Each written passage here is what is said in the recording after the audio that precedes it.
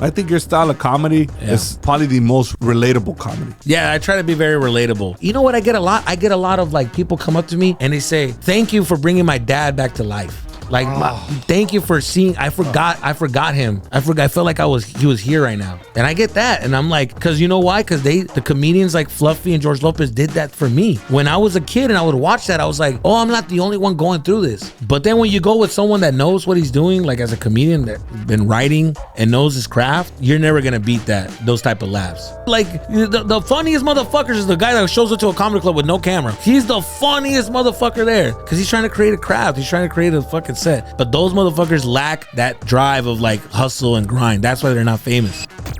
This is the True Hustle Podcast with your host, JR. This is the True Hustle Podcast with your host, JR. Now I'm finding out that this guy really worked construction. Who is Paisa? Paisa, güey. Paisa. Fucking 7 years old, fucking laying rebar? Aquí, aquí. Fuck yeah, dude, yeah. Yeah, I remember we did this thing called Stucco? I don't know if you heard of Stucco, yeah. Stucco, remember Stucco? Well, that's what we're doing that now. Yeah. And then I would do I was a framer with my uncle and shit. He'll teach me. He'll try to teach me. You're a framer, bro? Yeah, he'll teach me. Oh, yeah, dude, from the ground up. And I would always get sentimental, dude, because we'll leave the house and be like, all right, well, it's up to the next section, the people that do the drywall and shit. And I was just be like, damn, are we just going to leave it like that? Like, which one do you think is the hardest trade? The hardest trade? The hardest. They're all hard, but I think the hardest trade, it has to be the plumber's way. I think the I think the plumbing, because if the framers fucked it up, then that's it. Like you gotta like call them, or you gotta work around their mistakes. So that's I think the most crucial one that needs to be on point is the framing. Well, yeah. Well, I mean, porque tiene que estar bien todo. If y si lo ponen chueco, el drywall va chueco. I remember the guy that would, because at the minute I was in North Carolina and I worked in construction. And one of my homies got me a job with one of his brother-in-law. Oh, this fool is Mexican. That's the most Mexican shit right there. See, way I travel for fucking construction. Y luego, that fool used to be stressed out. We were all like, yeah, in break, way. You know, you get their tacos and aluminum foil, and then you put the aluminum foil and make a little pillow, way. And just like, en acá en Augusto, I used to take little naps, dude, and look at him. And he'll be stressed out for doing the numbers. ¿Cómo la vamos a hacer aquí? Just stressed out with. Because if it doesn't fit, like, yo, verga, you know? So he has to start lower. So then when it'll work, you can just see him change and be like, oh, okay, he got color back in his face. He was just... It's stressful, bro. Oh, yeah, it's stressful. It's because I think we have a lot of construction people that follow us. But I think one mistake could make you go from profit to no profit. Oh, yeah. And that is stressful. That's why this guy almost choked on his fucking burrito or his taco. And you guys were all the workers chilling. And the dude is like, fuck. He's just, he can't even sleep, dude. You can tell he's stressed out. I almost do. And it's dangerous. You can die. You can die in construction sites, dude.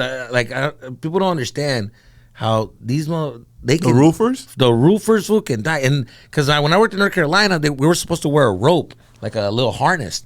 You know, like an OSHA certified y toda esa madre, so, but you know, Paisa like, la neta. And then I'm just like, dude, you gotta wear the harness. Chinga su madre. Dude, this guy, I swear to God, he fucking slipped. He's coming down. Over there in North Carolina, it's like 3 stories. And then the roofs are steep because of the snow. So the regulations are different. They're more steep. Shit. You know what I'm saying? So this guy's falling way. And I thought, ya se murió, güey. Because I saw him just fall, and I heard the nails, you know. Dije, ya se murió, güey, este vato, güey. And you know what he did, dude? It was like a fucking movie, dude. He was crawling down. He took off his hammer. He crack at the end of the hammer, just fucking hooked onto the fucking plywood. Just king and just hanging from the fucking roof, dude. I'm just like, no mames. Like a scene, like John Wick, like a scene from a movie, güey. I was like, Juan Wick? Sí, Juan Wick, Juan Wick. He's like, that fool just came out of nowhere. I'm like, and then he still had the balls to order his lunch. Oh yeah, 100%, 100%, 1,000%. He was just like, no, hombre, and he was mad at the fact that he made a hole. He's like, pinche hoyo que le hice, ni modo, güey, ahorita le arreglo. And I'm just like, fool, you almost died. You almost died. I almost died once, and well, I don't know. Yeah, I would have died for sure, because I was holding, you know, when you're like, I'm holding like a beam, right? And he's gonna fucking. And he's like, gánale aquí, güey, no te mueves, güey, porque esta madre va a caer. And then he's fucking trying to put the thing, and he's putting the nail gun. And we're at this angle where we can barely move. And he's just, tush, tush, tush. And then one of those, dude, he fucking accidentally, aquí con el pinche, the nail gun, misses my fucking tempo away. Like, I felt it in the hairs in my fucking eye, dude, just, whoom. And then he looked at me, he's like, Inga su madre, güey, te iba a matar a la verga, güey. Sorry. See, I looked at him and I'm like, ever since then, I'm like, man, fuck this. I'm not going to help. I'd rather do comedy. Yeah, dude, I'll stick with comedy. I need to go back to LA. So, yeah. You brought up something very important, and I think all the paisas do this shit. Uh-huh.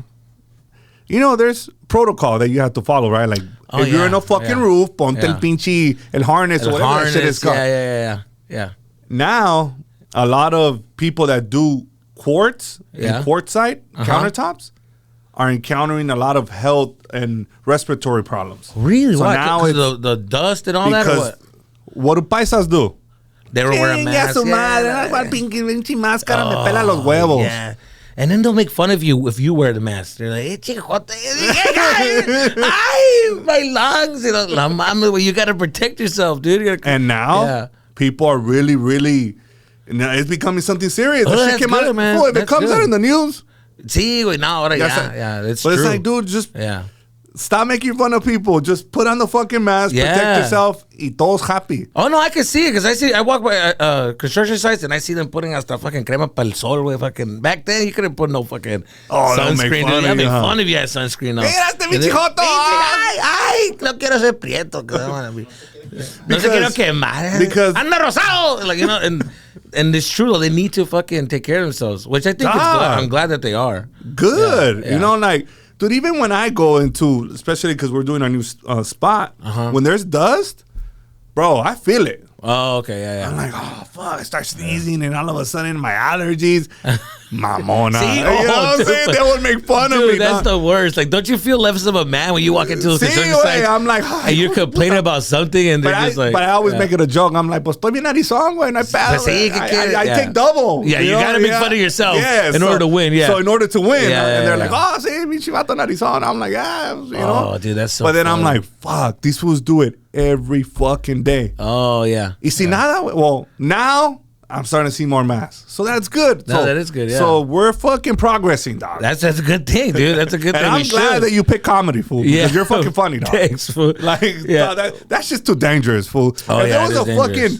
If this guy missed you by like centimeters, or I like would have had a fucking nail on my forehead, or I don't know what I would have. I don't know. So se te hubiera quedado atorado ahí, Sí, valió madre. So I remember thinking like, nah, that's too much. But yeah, I've been around the construction sites all my life. Like, when I was 14, my uncle, you know, he worked construction, so he gave me a job in the summer. In Arizona, güey. In Arizona. Sometimes we had... mames, güey. Sí, güey. In the summer? In the summer in Arizona, fuck, dude. No, fuck, I would have quit 30 minutes in, dog. Hey, we would have I remember we would have the hammers and some of the tools inside of a bucket of water because it would be that hot if you just leave it there. It would be that hot, dude. And we were like, put a bandana and we'll drench it in water and then we'll tie it right here in the forehead like this. And you let that shit just, cool you off in the back. That shit would dry off in like 5 minutes, way. Dry. You have to keep dipping it. Oh, yeah. So, like, dude. how many people that do construction in Arizona actually have a heat stroke? I think everybody has a heat stroke. I think that's just a part of, like, that's what it is. It's normal? It's normal, yeah. Mira ese güey. Dale agua, yeah. They just drag him to the side. It's like a war. You know, they just drag him to the side and keep going, fool. Yeah, because I've seen people, like, pass out. But then, you know, you stay hydrated away. You drink water and you just gotta, you gotta learn. I did, you know, when I dropped out of high school, I was like 15. It taught me a big lesson, dog. I dropped out and I started working in containers. Yeah. Like, fucking, it's not construction, but I was doing like, I was working at an oil refinery right here in Pico Rivera, and we would have to load puras cajas, güey. Me metí unas putizas, güey. Oh, dude, yeah. It's and then they would give you your check, and you're like, nah, no mames. Yeah. Hice como pinche 10 containers, güey. For sure. Oh, dude, that's no mames, güey. Esto es lo que me enough. I've checked myself back into school, dog. Yeah. Like, I can't do this, dog. Oh, yeah, no. My uncle would tell me, like, to come work with him to also make me realize, like, you don't want this. Like, you're a citizen. Yes. And then they always got those fucking paisas, way at lunchtime that give you a life lesson. I mean, this life, you don't want it, mijo. No, hombre, tú tienes papeles. And they tell you what they would do if they had papers. If yo, no, hombre. Yo, si tuviera lo que tú tienes, if I have what you have, no, I'd be a president, cabrón. The president! And I'm just like, what the fuck?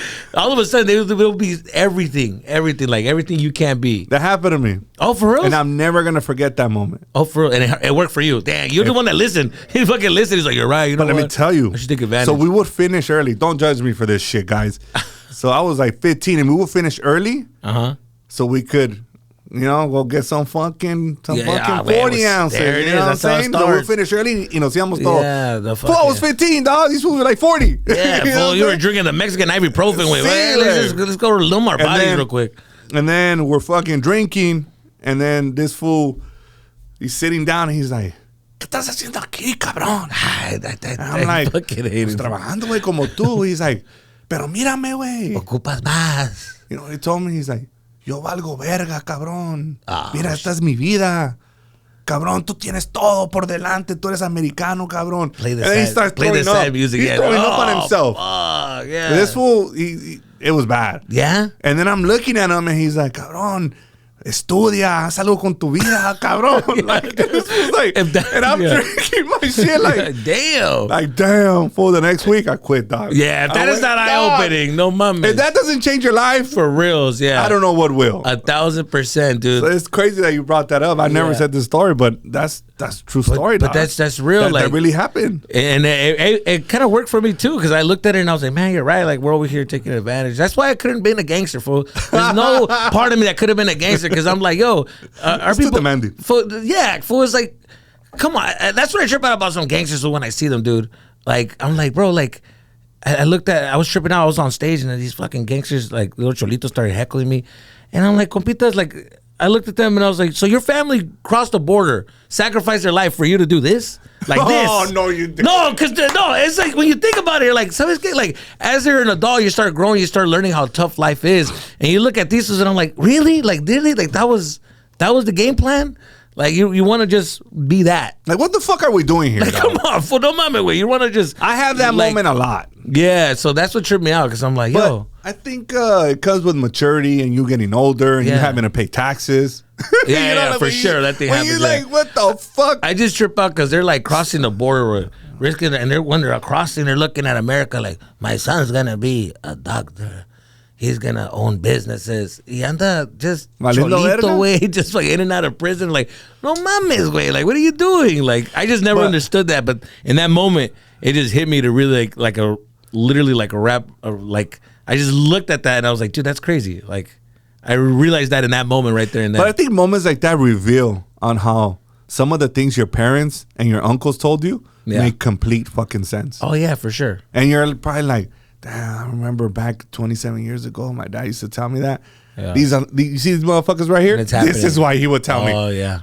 Yeah, for sure. 1,000%. I think about shit like that. No, 1,000%. My dad would, your dads would, like, they'll warn you about things that were gonna happen, and then when they happen, as an adult, you're like, "Oh fuck, that's crazy." That's why I never treat my dad as like an enemy, because everybody always looks at their parents like, "Man, I don't." Fuck that. I used to for a little bit. Me too. Yeah. And I think what helped me was when I moved out here and I started living life and paying bills, and then I started realizing like I'm barely making it, barely. And how did he do it with 3 people? He had 3 kids. He didn't speak the language, and my mom was like, and we were. And I think about it now, he bought a house. Like, how the fuck did he do that? And I tell him and I call him, and then it's like, bro, like, your main source of information is a phone call away. Call him, talk to him, ask him how he did it. He'll guide you and he'll learn all his mistakes. He learned from his mistakes, and he'll tell you what not to do. And then can only teach you so far until you can take it to the next level and be like, all right, well, what else can I add to that knowledge, So I just think that your parents aren't really your enemy. They're not. But sometimes, But I think it's resentment. Well, for me. Oh, yeah. For me, I felt like a lot of resentment. Like, he didn't fucking play fucking. Oh, he didn't do this with me. Right. He didn't fucking go catch the ball. And like, because you see other fucking kids do it with their parents. Right. And then in retrospect, I look back and I look at my life and how I'm so consumed with certain things right now. Yeah. Like, at moments, it's like, the last thing is like, you don't want to fucking go. You're so consumed with shit que se te pasa ciertas cosas, right? Okay. Like with your own kids, like with my kids. Like you'll miss moments. Yeah, and I'm like, imagine Yeah. This guy came here and see nada. See, and then he has to figure it out. And then my annoying ass is like, hey, apa, come play with me. Come play with me. I have to pay them. Yeah, I gotta pay them. I'm not saying it's okay, but I'm just saying I understand it a little bit better. And I think once you take a step back and look at things for what they are, and as an adult that has to provide, then you're like, damn, how the fuck did he do it, dog? Like, that's crazy. Yeah, for sure. Yeah, no, it's that's real, dude. Like the whole giving time for the kids is like, I don't know, man. I don't know if it's I don't know, because I look at people that give all the time to their kids. The kids lo mandan a la verga, and I'm like, that's fucked up. Your dad was there. Your dad was there for you, and you're still like, all right, I'm out. I'm gonna go do my own thing. And it's like, damn, that's fucked up. So, and it's weird for us. It's like we were treated like shit. We still go look for our parents. It's like a weird little feeling. I went through a period just probably like everybody else. Well, I'm first generation, just like you. Yeah. So I think that's why we relate a lot. I think I went through a small period where like you feel resentment, but you have to get over that shit. And then now I'm in a stage where I feel like I'm the one that tries to like, like, hey, all right, because they're stuck in their ways, dude. Like, if you have Mexican ass parents, they're stuck in their ways, bro. Oh yeah, and you're the ones that have now you're the teacher. Yes. No, apa, así no debe ser. I have to talk to him a certain way. I have to be like, hey, this is how you do it. They watch every episode, by the way. Every fucking episode. So they're gonna hear everything I'm saying. So it's like, all right, not like this, not like that. And then sometimes I gotta just like not be so fucking prideful. Yes. Because you know what? At the end of the day, your dad loves you, bro. Yeah, no, for sure. Yeah. And so does your mom. Yes. And so does your sisters. 1,000%. All your siblings. Yeah. I don't know how many siblings you got, but and it's like you gotta bend the knee a little bit, dog. For sure. Because at the end of the day, once you look back, you're like, God damn, they did all that for me. Yeah. Oh no, 1,000%. And I have a joke that I do. It's so funny because I'm like, they show love in weird ways. Weird. Because the like, weirdest way. For example, like I remember getting out of the car, and we went to like, I remember we went to a hometown buffet. That was like the thing for us. Hometown buffet. We're somewhere nice. And my dad was like, hometown. And I got out of the car excited. You know, you're a kid. You just want to get the fuck out of there, dude. And just like, I opened the door and I was going to run. And my dad yells, hey, cabrón, hazte pa' acá, pendejo. Te van a atropellar a la pendejo, güey. And I'm just like, what the fuck is he yelling at me? And I realized like, that's his way of saying like, hey, don't run, because if something happens to you, I'm going to be devastated. It's going to hurt me. But it comes off. So we take it in different ways, you know? He could have said it different, like, hey, be careful because the car's going to pass. You're going to hit yourself, and this could happen. Yep. That's other parents do that to their kids. But for us, we're taught different. They yell at us, and then we take it as like, they hate us, but it's like, no, he just cares. But he said it in a different way. I think first generation is completely different parenting than second and third generation. Oh, for sure. Oh, yeah, because, bro. Listen, they had their first runaround of like what this is, and then we got the second runaround. We're like, oh, we kind of figured out how the system works, what you can do, the benefits you can get as a citizen. So then our kids are going to benefit from that. Yeah. And then they're going to go on and hopefully they go on and grow and grow and grow. Yeah. But our parents had the first. I remember we couldn't go to the movie theaters because my dad was afraid because he thought it was just for citizens. Because he's an immigrant. What? Sí, güey, the movies, he thought that. He's like, no, porque a lo mejor van a pedir ID, no sé qué, and the birth certificate. No, mejor pa' qué? For what? And he would be, dude, we couldn't go to the movie theaters, way. He thought that was just like a white thing or a citizen thing. And I remember we couldn't go like certain things like camping and stuff, like anything that had to do with like you got to check in with someone. That was off limit. No, let's not go. Let's not go. Do I remember he panicked one time at a Pizza Hut because the pizza was taking too long, and he thought that the managers called Border Patrol and told him like, hey, they're here. And my dad's like, ¿sabes qué? Paranoid. Says he, ¿sabes qué? Llamaron a la verga. Vámonos. Ya chingó su madre. They're gonna get it. And I would be like, yo, what the fuck is wrong with you? Like, they're immigrant parents, you know? Parent-teacher conference. They want to talk to you at school. Why? ¿Por qué? ¿Qué hiciste? No, they want to talk to you, talk about my grades. You're doing amazing. No, wait. No, mijo. No seas mijo. And then they think they know. You know, that's pendejo, mijo. They're going to get us together. And then they're gonna take us to Mexico. No seas pendejo, güey. Piensa. No. Did you tell them I'm not a citizen? Porque ya valió verga. If you told them, ya valió madre. I'm like, no, dude. It's just. And I'm doing great, Dad. Yeah, and I they're giving me an award. It's Yeah. a fucking setup. Boy, I know how you read, cabrón. They're not giving you shit, cabrón. Yeah, dude. So, and now I'm going to school thinking like, are you trying to set up my dad? Like, I'm all paranoid. So yeah, like that paranoia grew from me. I got it from my dad. Like, I'm very, like, I don't trust people and this and that. That's because my dad didn't trust anybody. Because he was just afraid of everything. But we got to change it. Yeah, of course. It's easy to say, but it's fucking hard to do. And it's like ingrained. It's like distilled in your brain. I had to change so many things in my life, bro, that at the beginning were really hard. But I think it's easier as I get older. Yeah. But we got to change a lot of things because when you first came on the first time, you had just had your first, right? My what? I think you had a baby, right? Oh, yeah. Oh, damn, that was that long ago. Yeah. Yeah, he's 3.5 now, so yeah, it must have been that long. Yeah, he's 3.5. So, oof, that is yeah. You look at him. Uh-huh. And then you look at how you were raised. Oh, yeah, of course. I'm sure you're going to make some changes, dog. Oh, yeah, no, for sure. There's like, yeah, for sure. Like, and I think my dad sees it he sees how I treat my son. And remember one time he told me, and my uncles too were at kind of son. They saw me like with my son. And he's like, hey, wait, you love him too much, wait. No, that is kind of like, what the fuck does that mean? Yeah, well, let him be, güey. Déjalo que él solo to figure things out. No, you love him too much, güey. Estás cuidando mucho, güey. I'm like, yeah, motherfucker, because I don't want him to fucking... Because I know I've been at that party where I fell and I sliced my fucking face, and now we got to run to the hospital, but then you're not going to go. My mom's going to go. Now it's me and my mom at the hospital, and then we're here fucking getting stitched up while everybody's having a good time at the party, and we show up, and you're still drunk. Like, hey, ya está bien. Órale, mijo, otra vez. And it's like, yo, I've seen this movie played out. Like, no.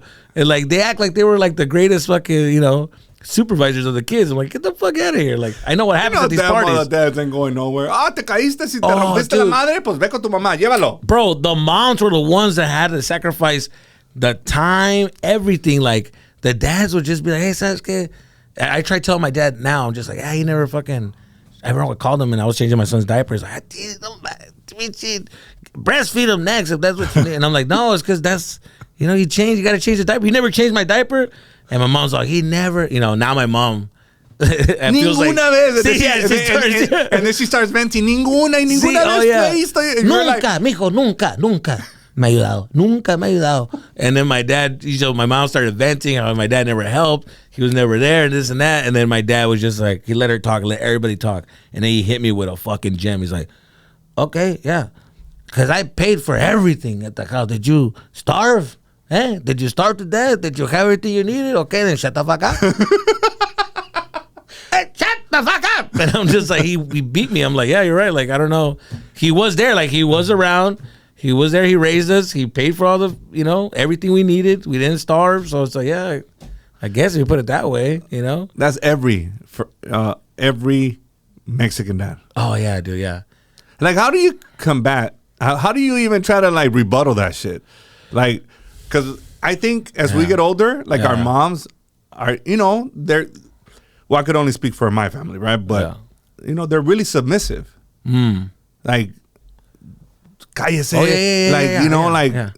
It's what my dad would say. Oh, yeah. So as we're getting older. Yeah. No, yeah. That's what I think. Now, so suelta la sopa. Dude, can I tell you my theory? Can I tell you my theory on girls nowadays? Like, when I see women and, like, nowadays how they are, how they're not cooking, they're not cleaning, they're not doing, and I'm just like, hey, what happened? There used to be like a pride in that. Like, I want to do that. And now they want to do it because my theory is they saw the way their moms were treated and what their moms went through, and they said, fuck that. I'm not going to go through that shit because I'm going to live my life. Like, I'm not going to fucking, hell no, I'm not going to just keep my mouth shut. I'm going to speak up. I'm going to give myself time. I'm going to care about my shit. I'm going to have mommy time, which is great. But I was like, oh, shit. I think that's where that comes from. None of that shit happened with our parents. Yeah, none of that. My mom had no time for herself. Like, it was all with us. Yeah. If anything, my dad would go drink with his buddies and then come back. Yeah, that shit was crazy, man. There's so much stuff that I saw as a kid that it feels like it was another world. Like, life was just a different time. It was just like, man, like we were the characters that I would just be around, you know, the information, the advice that they would tell me. I remember dude telling me, I remember at school in first grade, I remember them telling me like, "What, children, if you guys are gonna go and see your grandparents, ask them about life, ask them about like the way you're raised, anything you want to know about the future." And I went to it, I saw my grandpa too. Hey, wait, I'm at the rancho, güey, le digo a mi tata, like, I was like, tata, like, cuando yo tenga una esposa, you know, my no sabo shit, tenga la esposa, ¿cómo trato a mi esposa? Like, how do I treat my wife? And my grandpa, dude, without missing a beat. No, pues, mira, el día que te hable con una voz alta, un putazo la verga. Un putazo la verga, macízase la verga, cállase la verga y para que sepa que eres hombre, cabrón. Dog, I'm 7 years old going like, this is not, I don't think I can take this back to kindergarten class and or first grade and share this to the class. And I'm looking at my grandma, and my grandma's just doing tortillas kind of like, and I'm just like, damn. I was like, yo, blink twice if you need help. Like, we'll smoke you back in, you know? Like, dude, and I'm just like, that is the advice I would be around and the characters I would be around back then, you know? That was just... You're bringing up my childhood. See, güey, and this is the rancho, güey, so it's a different life. There's no education over there, you know? And it's like, fuck, dude, this is crazy. Like, I'm like, this is the life in the rancho. Like, that's just the way it is. That's and normal, though. Yeah, I mean, of course. Out there. You learn, and then you bring it back to the city, and you're just like, yeah, I don't think I could punch the shit out of my wife. Yeah, I don't know. That's a bit excessive. Yeah, I don't know if that would work. I mean... What other advice, dog? Yeah. Give us some wisdom of the advice that... For reals, man. At their time, because there was no cameras, there was no cell phone. Oh, of course. They were free to do whatever, dude. Yeah. I remember the U.S. lifestyle is different, dog. Yeah. I don't know if how your parents were, but I remember my dad, you know, he looked back now, he was like, you know, early 30s and shit. So, or like late 20s. And I just feel like, I remember him drinking with his buddies all night. And I remember my mom telling him, for 3 days, she told him like, or 3 times at least, she'll tell him like, no llegues. Like when the sun comes up, you better not be showing up here. You know what I mean? Because he'd be drinking till like the sun would come up sometimes. And I remember one night, or one morning, I was hearing fucking knocking at the window in my room. And I'm like, what the fuck? And I look and it's my dad. And my dad's like, abre la puerta, güey.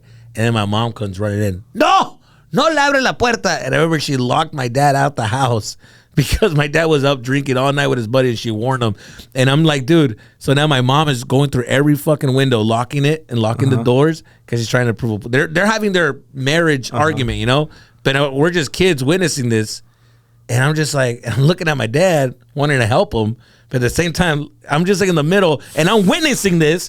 And I'm just like, what the fuck is going on? Like, and these are things that like as a kid, you're like, what is this? ¿Qué está pasando aquí? ¿Qué Sí, pedo? güey. And then Am I getting punked or sí, what? Güey, and then that argument and that toxicness, and then y luego you grow up, and then you start dating a fucking girl, and then you're realizing like, why am I in this relationship? And she's talking to me like, shut the fuck up, you fucking idiot, you fucking dumbass. And you're like, why am I in this relationship? Why do I love this bitch? And then you realize she reminds you of home.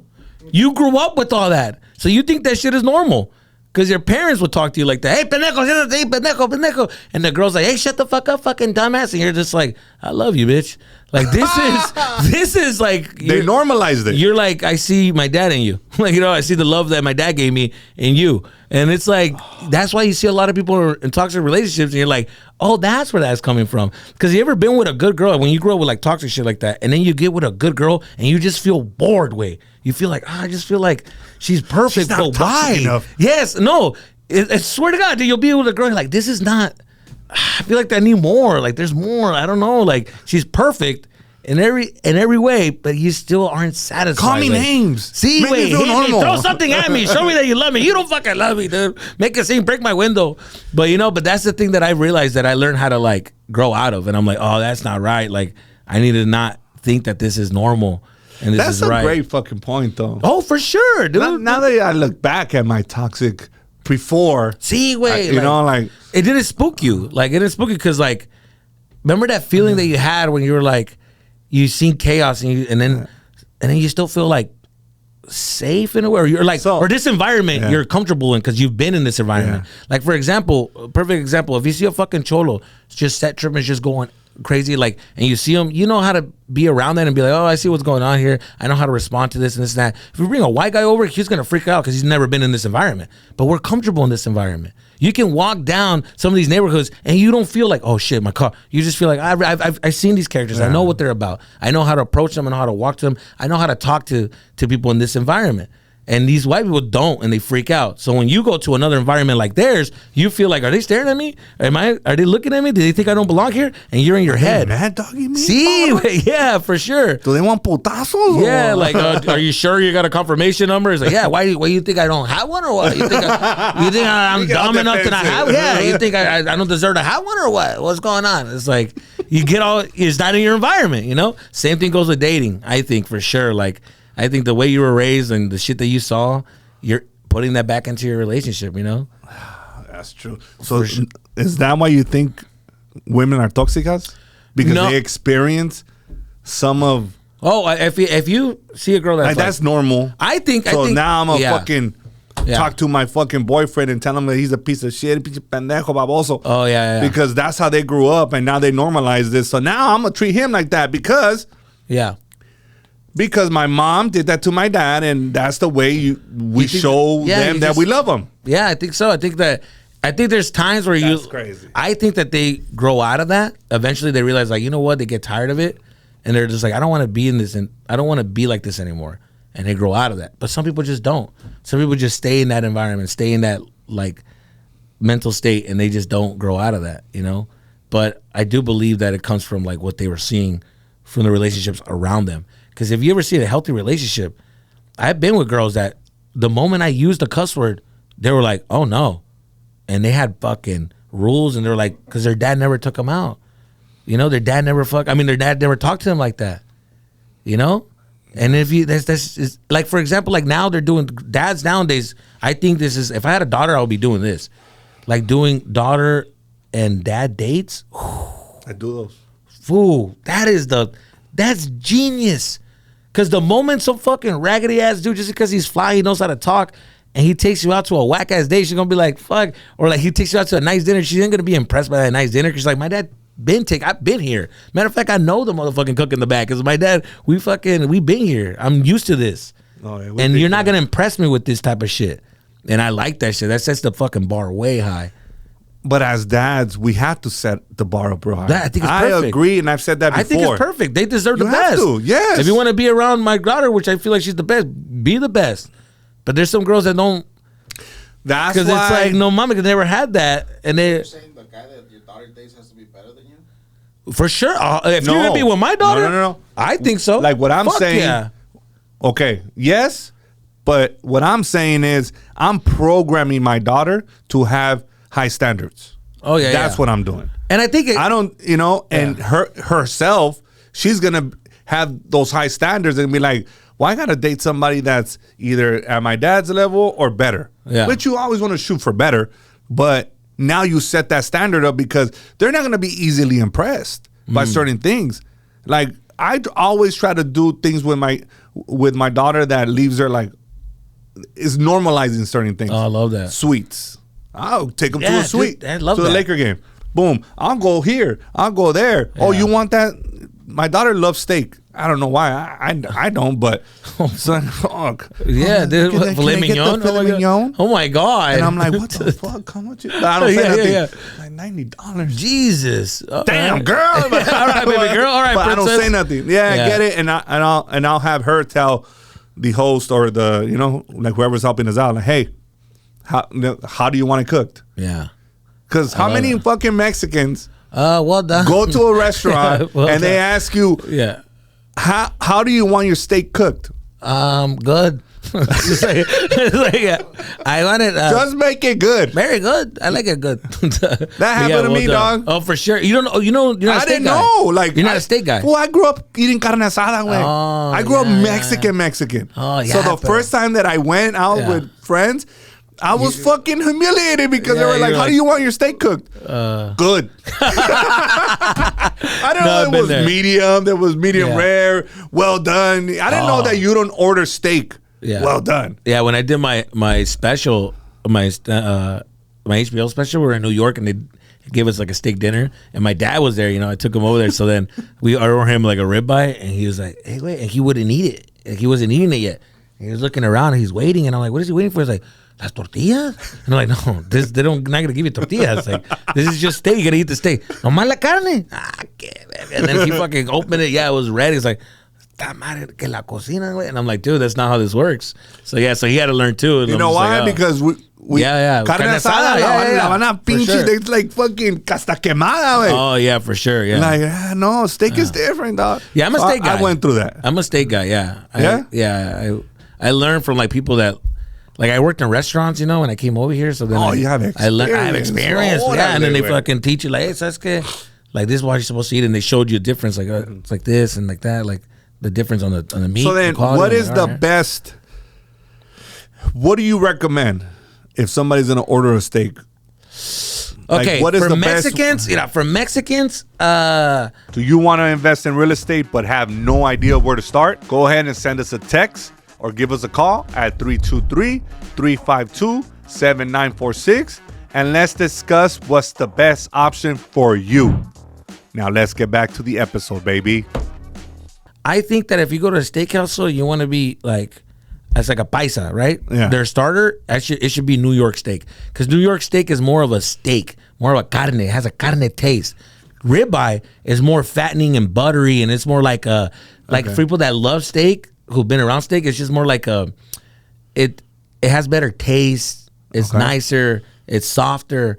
But for people like Mexicans, they want to have like they're feeling like they're tasting just meat. It's like New York. Go with New York. Give them New York and start with that. And then then we want to get fancy. If you're fucking ordering a tomahawk way, to me, it's like, it's cool, but it's just for like presence. Like if you want to impress the situation, or you want to, because the bone, estás agarrando el pinche hueso, that's it. Okay, The presentation, that's all it is. What's the difference? Okay, why is the tomahawk so like, you ordered a tomahawk? Like, what's the difference between the tomahawk and a ribeye? The tomahawk is a thicker cut, so it's bigger. So then you are getting more of like a meat for you're getting a more of a meat. You get more. I feel like it tastes more like because the thicker cut, it just has more meat and texture to it, right? If you're getting a ribeye, it seems like it's very fatty just by yourself, like on its own, like your own little steak. It's just a fatty meat, and you're just like, I don't know. To me, I prefer a tomahawk just because the thicker cuts. Yeah.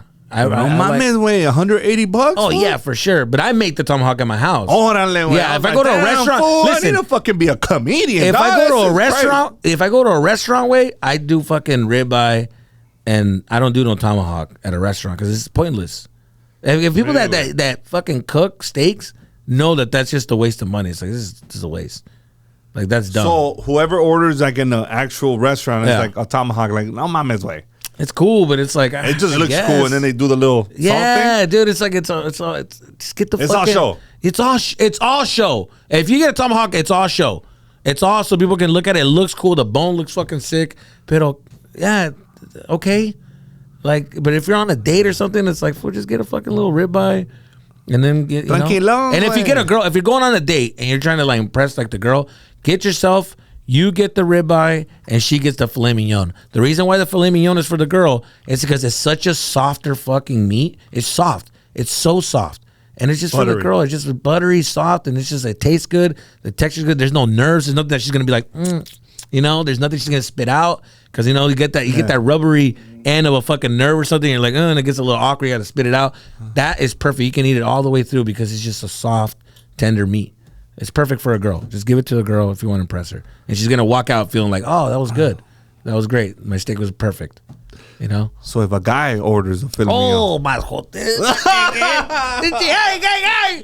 Bring the bone and put him in his ass. That's what he wants. Look at, he wants to sit on the bone. No, yeah, dude. The filet mignon for a guy is like... so I mean, chales. if you're going on a date, I'm just saying. I mean, I really don't eat steak. Yeah, dog, yeah, you know yeah, what like- I'm saying, but that's the thing is like we're in LA. We're city boys. We're city boys. It's different. Here in fucking Texas, a filet mignon, you watch your fucking mouth. What you call me? Huh? You call me queer? Fucking the hell? You gave me a fucking ribeye steak. Yeah, dude, bring me a fucking mini cow, dude. Fucking don't bring me no goddamn filet mignon. What am I fucking on my period? Yeah, they don't eat no filet mignon over there. Like hell no. I'm shit. Now I know. Fuck, I'm never if gonna you're order fucking that shit. Texas, you fucking Give me get a yourself. motherfucking ribeye. No, if you're in Texas, I think the main thing you should get, dude, if you want to really feel like you're a steak guy, I'm over here talking like a steak guy. I would get a fucking porterhouse T-bone steak.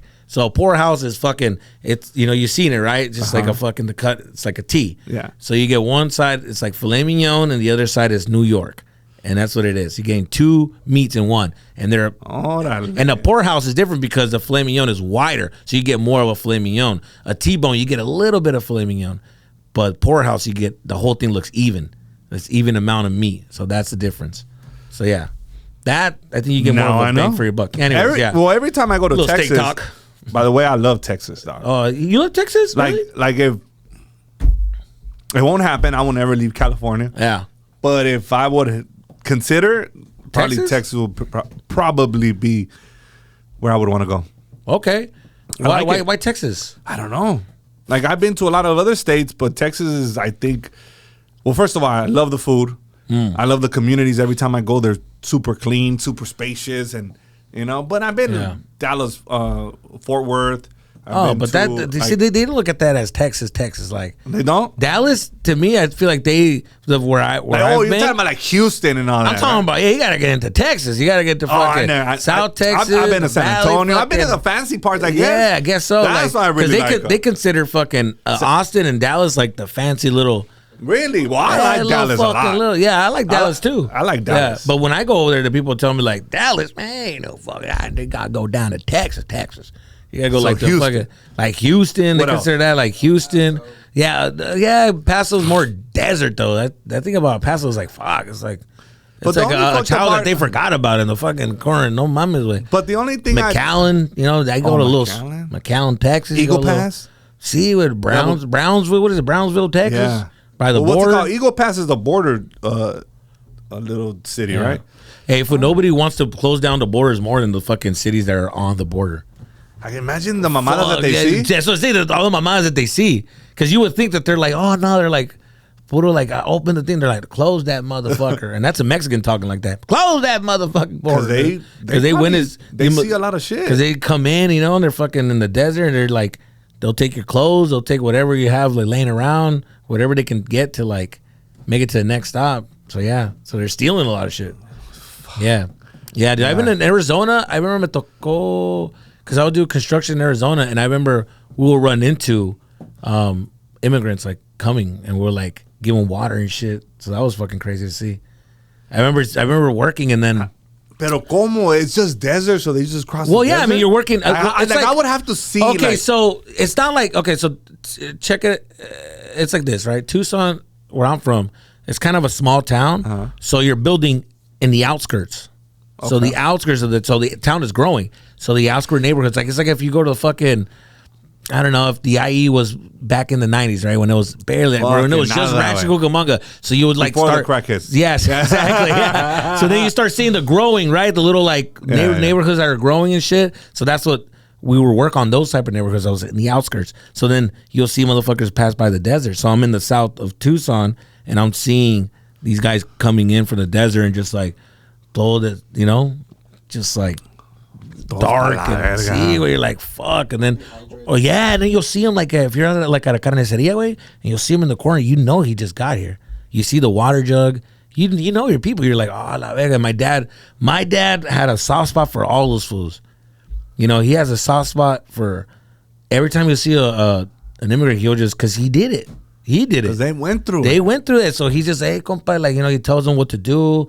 Gotta, like, what's the next move? You know where to go, and it's not okay. Because if I were you, I'll do this, and then you get a job, and go get a job like this, save your money, get an apartment. Here's how you do it. Don't be afraid to ask for this. Because, my dad's telling him, like, yo, you can go to movie theaters. You know what I mean? Like, he just tells them, like, don't worry about it. So, then you have your kids, like, enroll them into this school, and my dad would always give them water. So yeah, he always cared for those fools. Like, it was pretty cool. Like, I just remember like that whole being first generation is like, it's so weird because it felt like at least with me, I don't know how you felt, but and in Arizona, it felt like.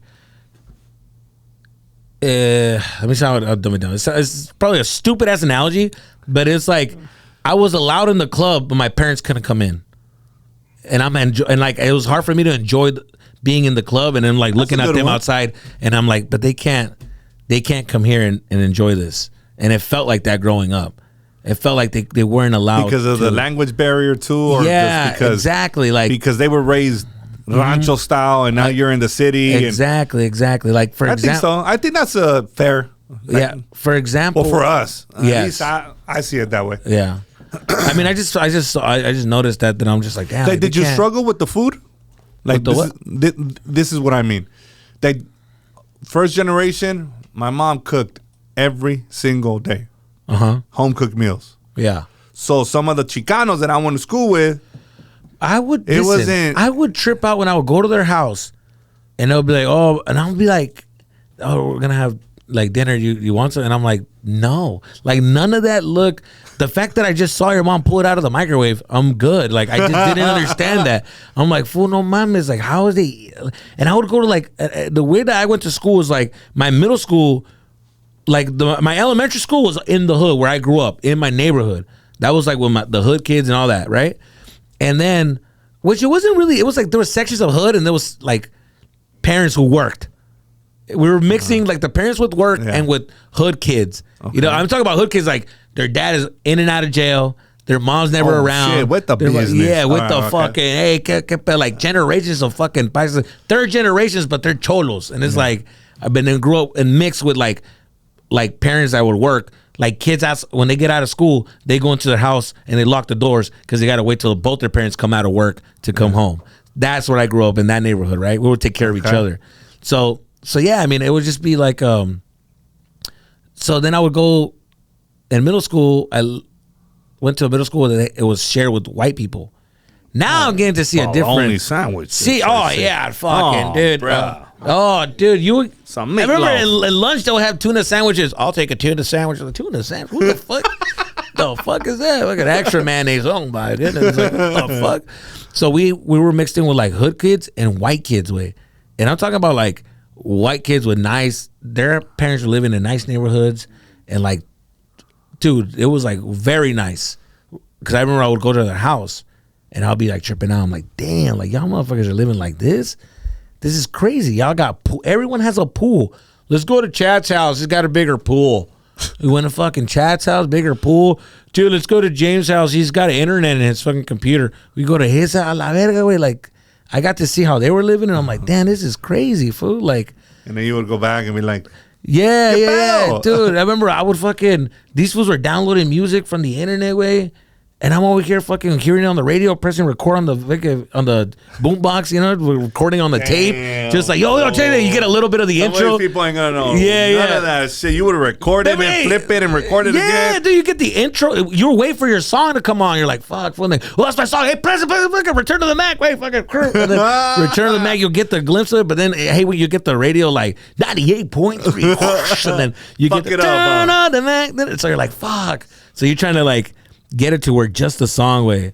That was our thing. And if you saw your favorite movie on TV, press record on the fucking tape, and you'll record a scene of your fucking movie. And sometimes you get you get a glimpse of that commercial and shit, like a little Pizza Hut commercial. Now you could T-boy it. See, you can record everything. I went from that to that, you know. And then listen, there was technology for me to download music and stuff, but my parents still had 80s fucking technology way. I'm like in the 90s with 80s technology. Because they didn't want to like advance to the next level, so I'm still living. Oh. You know what I'm saying? Did you have that big ass brick TV? What the? I don't understand how, but it survived. Huh? It was a big ass TV, big ass fucking box, wide in the back, wood, wide. Yeah, and it was fucking like it looked fancy and nice. Oh yeah, but oh yeah, dude, it was like a pinchy. You start tapping in the back and think you're gonna fix something. Like no, mama's way. Yeah, that was our TV. Never know, dog. That was our TV, man. We used to fucking play. Yeah, fool. When we would watch I was just talking to somebody about this. I remember when I look back at like one of the best times is my dad. You know, he was my dad was fucking a hard worker. He was strict. He was mean, and he'll tell you some fucked up shit. Like my dad knows exactly what to say to bring me this small again, and like, but he just knows exactly how to get to you, right? But he was there. He was a great fucking dad. Like he was there. There wasn't a weekend that we didn't get to do something though. We would do something. Go to the park, do a cookout. I'll go away. My dad was just there. He was present. So at least I have that with my dad. He was there. And I remember our thing in our family was going to Blockbuster and getting a movie. Remember that? When you walk in, the smell of the popcorn. Just, remember, you can, look, he went back. The smell of the popcorn way. Just like, this guy's taking me dude, back. I'm telling you, dude. You go in, dude. I remember we would fucking have Pizza Hut waiting in the car, fool. Just we're going in to get the fucking movie. My dad's hurrying me up. Púrate, güey, porque la pizza está calentita. I'm like, all right, hold on. So I'm trying to pick between like which movie I want, Blue Streak or fucking Mission Impossible. Do I want to go action? Do I want to go funny? Which one is it? So I'm just like picking way, and you just got to go with one. And then we had 3 movies that we would get. We had one that was like with the family. We all watched it, and then my dad would go into his room and do his thing, and then we'll go off. And now the brother and sister, we get to watch, and one that my sister wanted, like a rom-com, or one that we wanted to watch. And it was a video. And it was like, no, it was a DVD at this point. Now we're talking about like, now we're like in Pensa. Yeah, and now we're talking about, and then the reason we got a DVD because my uncle got the newer like DVD where you can put like 5 movies and shit and it turns around. So he gave us his one DVD player. So he gave it to us like hand me down. Shit. So now we had a DVD player. La verga. I had the. Those were short lived. I was around like 4 years. And then See, yeah. everything was online. Oh, but I remember I grew up like that was beautiful. Like being at the house and eating pizza with the family, my mom and dad. That was it. That was my life. But those are the memories that stuck with you. Oh yeah, for sure, dude. We I would get to watch like comedy movies and shit that would take a risk, and you'd just be like, oh, this is funny. Like I was watching movies that I shouldn't be watching, but you're just like, damn, I'm learning and stuff. So it was just fun. I remember we got to grow up with being creative, and that's what I miss. So, like we were able to be creative, and we were bored, but we figured out our own entertainment. He had little games. I don't know how you guys grew up, but like when my friends would come over, we'll have games. We played this one game. You ever play this one game called Huevito, way? No. I play Canicas, way. Canicas? You play Canicas? I play Canicas. That's fucking paisa right there. Got a silver tooth in the back. Morito, close one eye. Con un eye, güey. You know what's real? You know what's real fucking paisa, way? When you got the trompos, way. That's paisa. I could never figure that one out. Fool.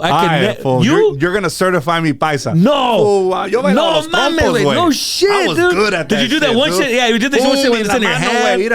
Hey, did you do that one thing where you tied it with the string and and you start dancing with it? Oh, those guys were getting pussy. Trompos and canicas, güey. No, esos vatos, they would get girls. And then I moved up to Pogs.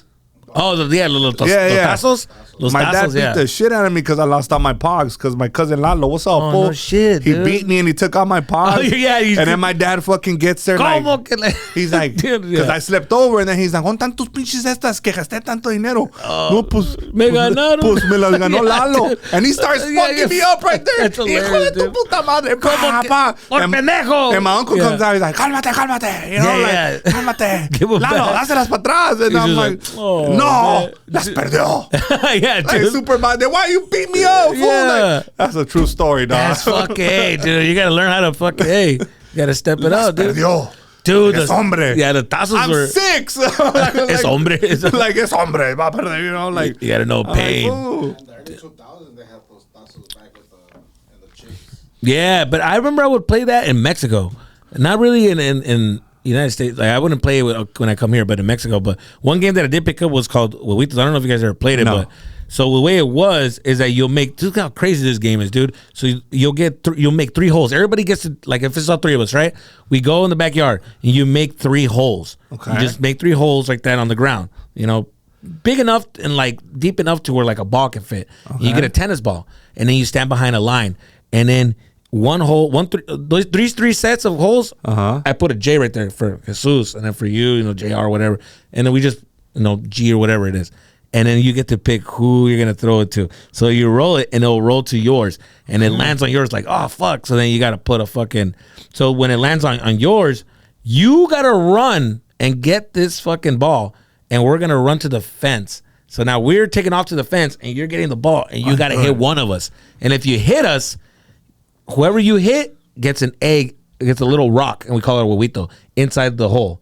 Inside one of the holes. Boom. Oh, that's creative. So once you get all 3 holes filled, now your punishment is you get to stand in the fucking wall. You got to turn around or whatever you want to do. You got to cover one thing, your face, your private, or turn around completely and just cover your back of your head. And we all get 3 shots at you. We all got to throw 3 shots and try to hit you. So you're fucking standing in the wall. Ruthless, fool. And you just start hearing a fucking, the ball just hit the wall. It's like, ding, ding. Like, the Rosa, I could like shoot. Like, oh, fuck. I could have fucking died. And that was the game. could have died. And that was our game. Our game was that. Like, it was just like the adrenaline was there. It's like, that was like our drive-by way. Fuck. But how fun was that, though, as a kid? Yeah, compared to 2026, dog. Oh, shit, dude. Yeah, like, we were fucking troublemakers también, güey. Like, to think that our parents were at work thinking that we're just, and we're still chilling. Madre, güey. I remember we had rock fights. Dude, I remember we had rock fights. Remember, like, rock wars? Like, we were, like, there was this, where I lived was in the backyard. There was, like, land, just random land that nobody bought. And it was just, like, right there, fenced up. And across from that land, there was a neighbor who was white who lived in the hood. We don't know how the fuck, but he's been there since day one. He saw all these brown people move in. He's like, I ain't moving out. I'm standing my ground. But he was right there, right? And he would have people from his siblings or like his grandkids from Kansas City come in and fly in for the summer. So a bunch of white kids, we were right there, and they saw us, fool, and we just, I don't know what it was. We just saw each other. We knew something was different, and then we just knew there was tension there. There was just tension. So then suddenly, one of the homies from the neighborhood that were in my house, he decides to throw a rock. He's like, fuck, I'm just going to fucking throw a rock. And we're like laughing. They look like outsiders. Yeah. Yeah, dude. And he fucking, we just threw it, whatever, right? Then we're playing. They threw a rock. Oh, it's on, fool. That's it. We're like, oh, puto. So, and then we just started. Now we're all hunting rocks, way, and we're fucking throwing rocks. And I'm seeing rocks being flown. Shoot, big fool. rocks? Yeah, rocks, way. Hey, that could fucking boom. If you got hit, you got hit. That's what it was. Like we were just throwing shit. fucking. I remember I got hit. It sliced the back of my head right here a little bit, and yeah, we're just that was it, fool. You gotta. That was our game. That was the whole. Like 3 days was that, like having wars with these fools and just throwing rocks. Damn, fool. You guys were without business. Fool, how old were you? I want to say 3rd grade, 4th grade. We were just like, yeah, we were kids. I remember one of our homies like fell from the roof because he was trying to throw a rock and shit. No mames. How did you tell your dad that you fell? Fool? Dude, no mames. I remember thinking. Did he? Yeah. Or did he just show up like? No, when he fell, I was like, I thought, pues, ya, güey, valió verga. See, güey, he fucking, I look, fool, and this fool fucking was on the floor. Yeah, he just was like, one of those like, and just that was it. And I don't know if he had internal bleeding. We don't know. Hey, we'll find out later. I don't know. Like it was just one of those things. Yeah, we just saw him 3 weeks later. He started riding a bike. We're like, oh, he's good. Fool, fuck. Like, just don't fall again, puto, because this time you might not get up. Yeah, dude. Or going to like, I remember we were like riding our bikes are like the thing in our neighborhood. We all had bikes, right? The Huffy bikes. Or the mongoose bike with the pegs. The mongoose with the pegs? With the pegs. Remember you used to stand behind the pegs and lift up the bike. I wanted a GT bike so bad. Yeah, fuck, dude. I wanted a GT bike so fucking bad. I would show it to my dad and be like, ¿Cuánto cuesta?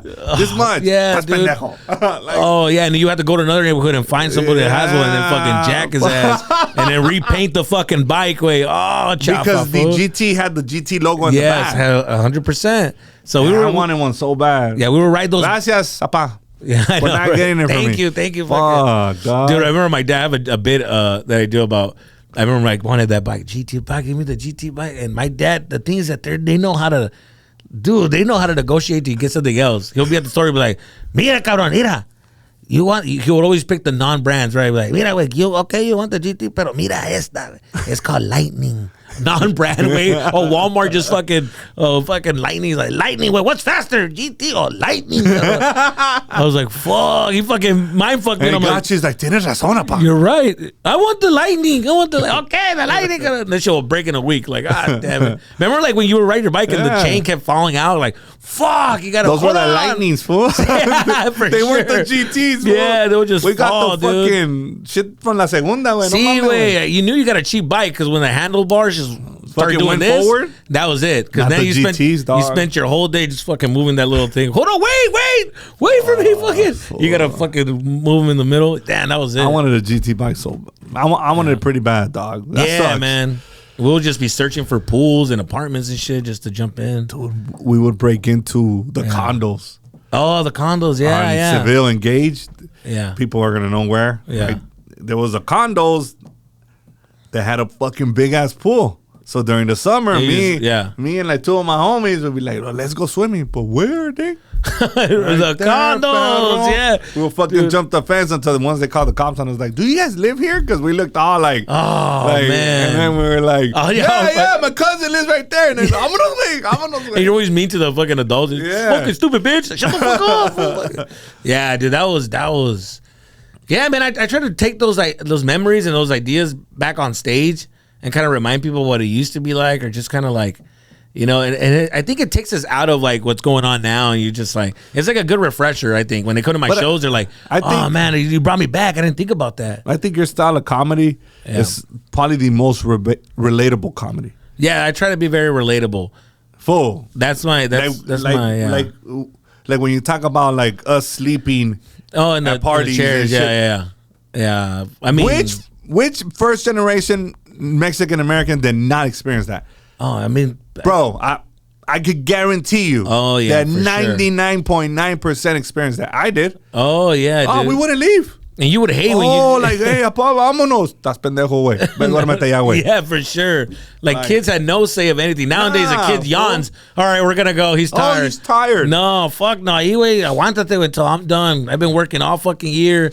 We're at his quinceañera in December. Fuck that. You're gonna have to wait. And I remember I used to get mad when they had cheap chairs. I'm like, fuck. When they had the padding, I'm like, órale, at least we're gonna get some padding, güey. No pongo mames. tres, mira, y psh. Yeah, dude. Y con la música, I think that's why. I love those parties.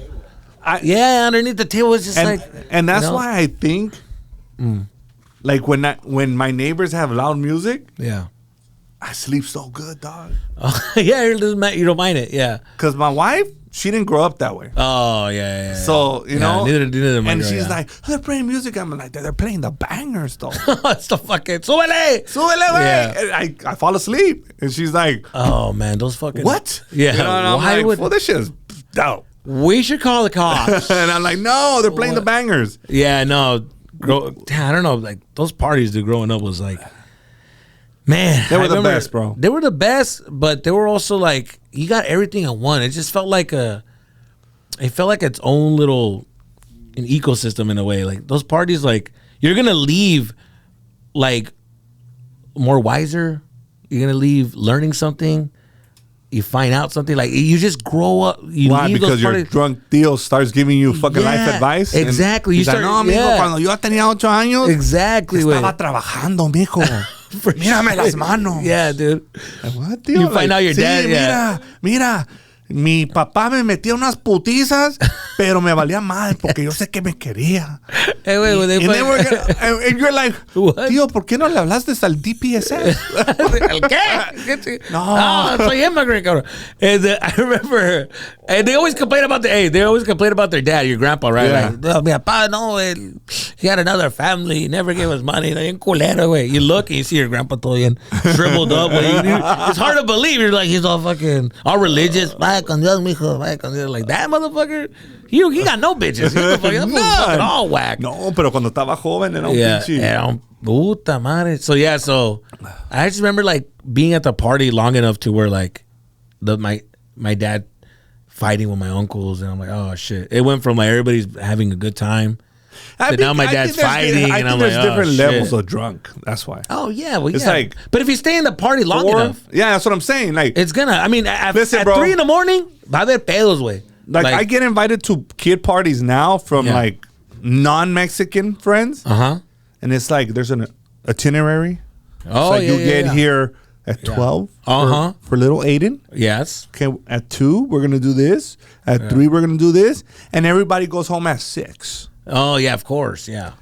Thank you for coming. Yeah. What the fuck? And there's no beer? And there's no beer. The fuck you mean? This is it's a kid party.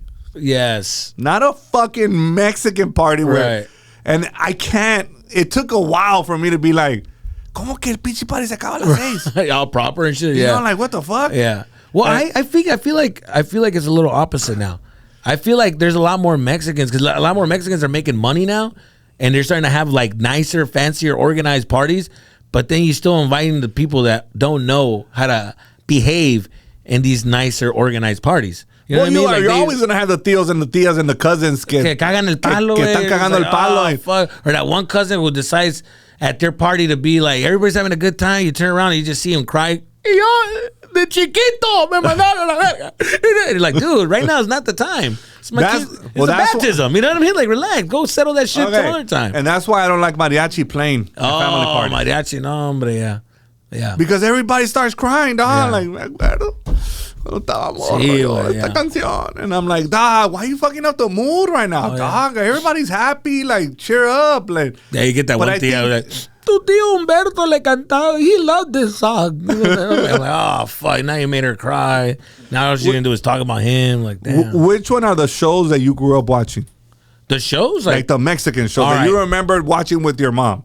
And with your dad. Like Mexican. Oh, dude, like La Hora Pico was my favorite fucking show. Derbez, and then I remember this is a old like fucking deep cut. Like it's called Bienvenidos. I don't know if you ever saw that. It's like a Venezuelan like sketch show. I used to watch that. ¿Qué nos pasa? La Cosa. With Hector Suarez. And dude, like I'm talking about like the goats. Like my dad was teaching me these fucking Mexicans, dude, that are like Hector Suarez to me is like the top tier, most genius comic ever. Like he just the way he would fool. Have you seen this? Watch his shit and tell me I'm wrong. He's got original ass characters. He beats fucking Eugenio Derbez 1,000%. He's just he wrote everything. Really? He created and he has like he's a strong. I need to check him out again. Oh my God, Hector Suarez is like the best, dude. He would fucking he had some good ones, dude. And he had this one skit. It's called El Papá.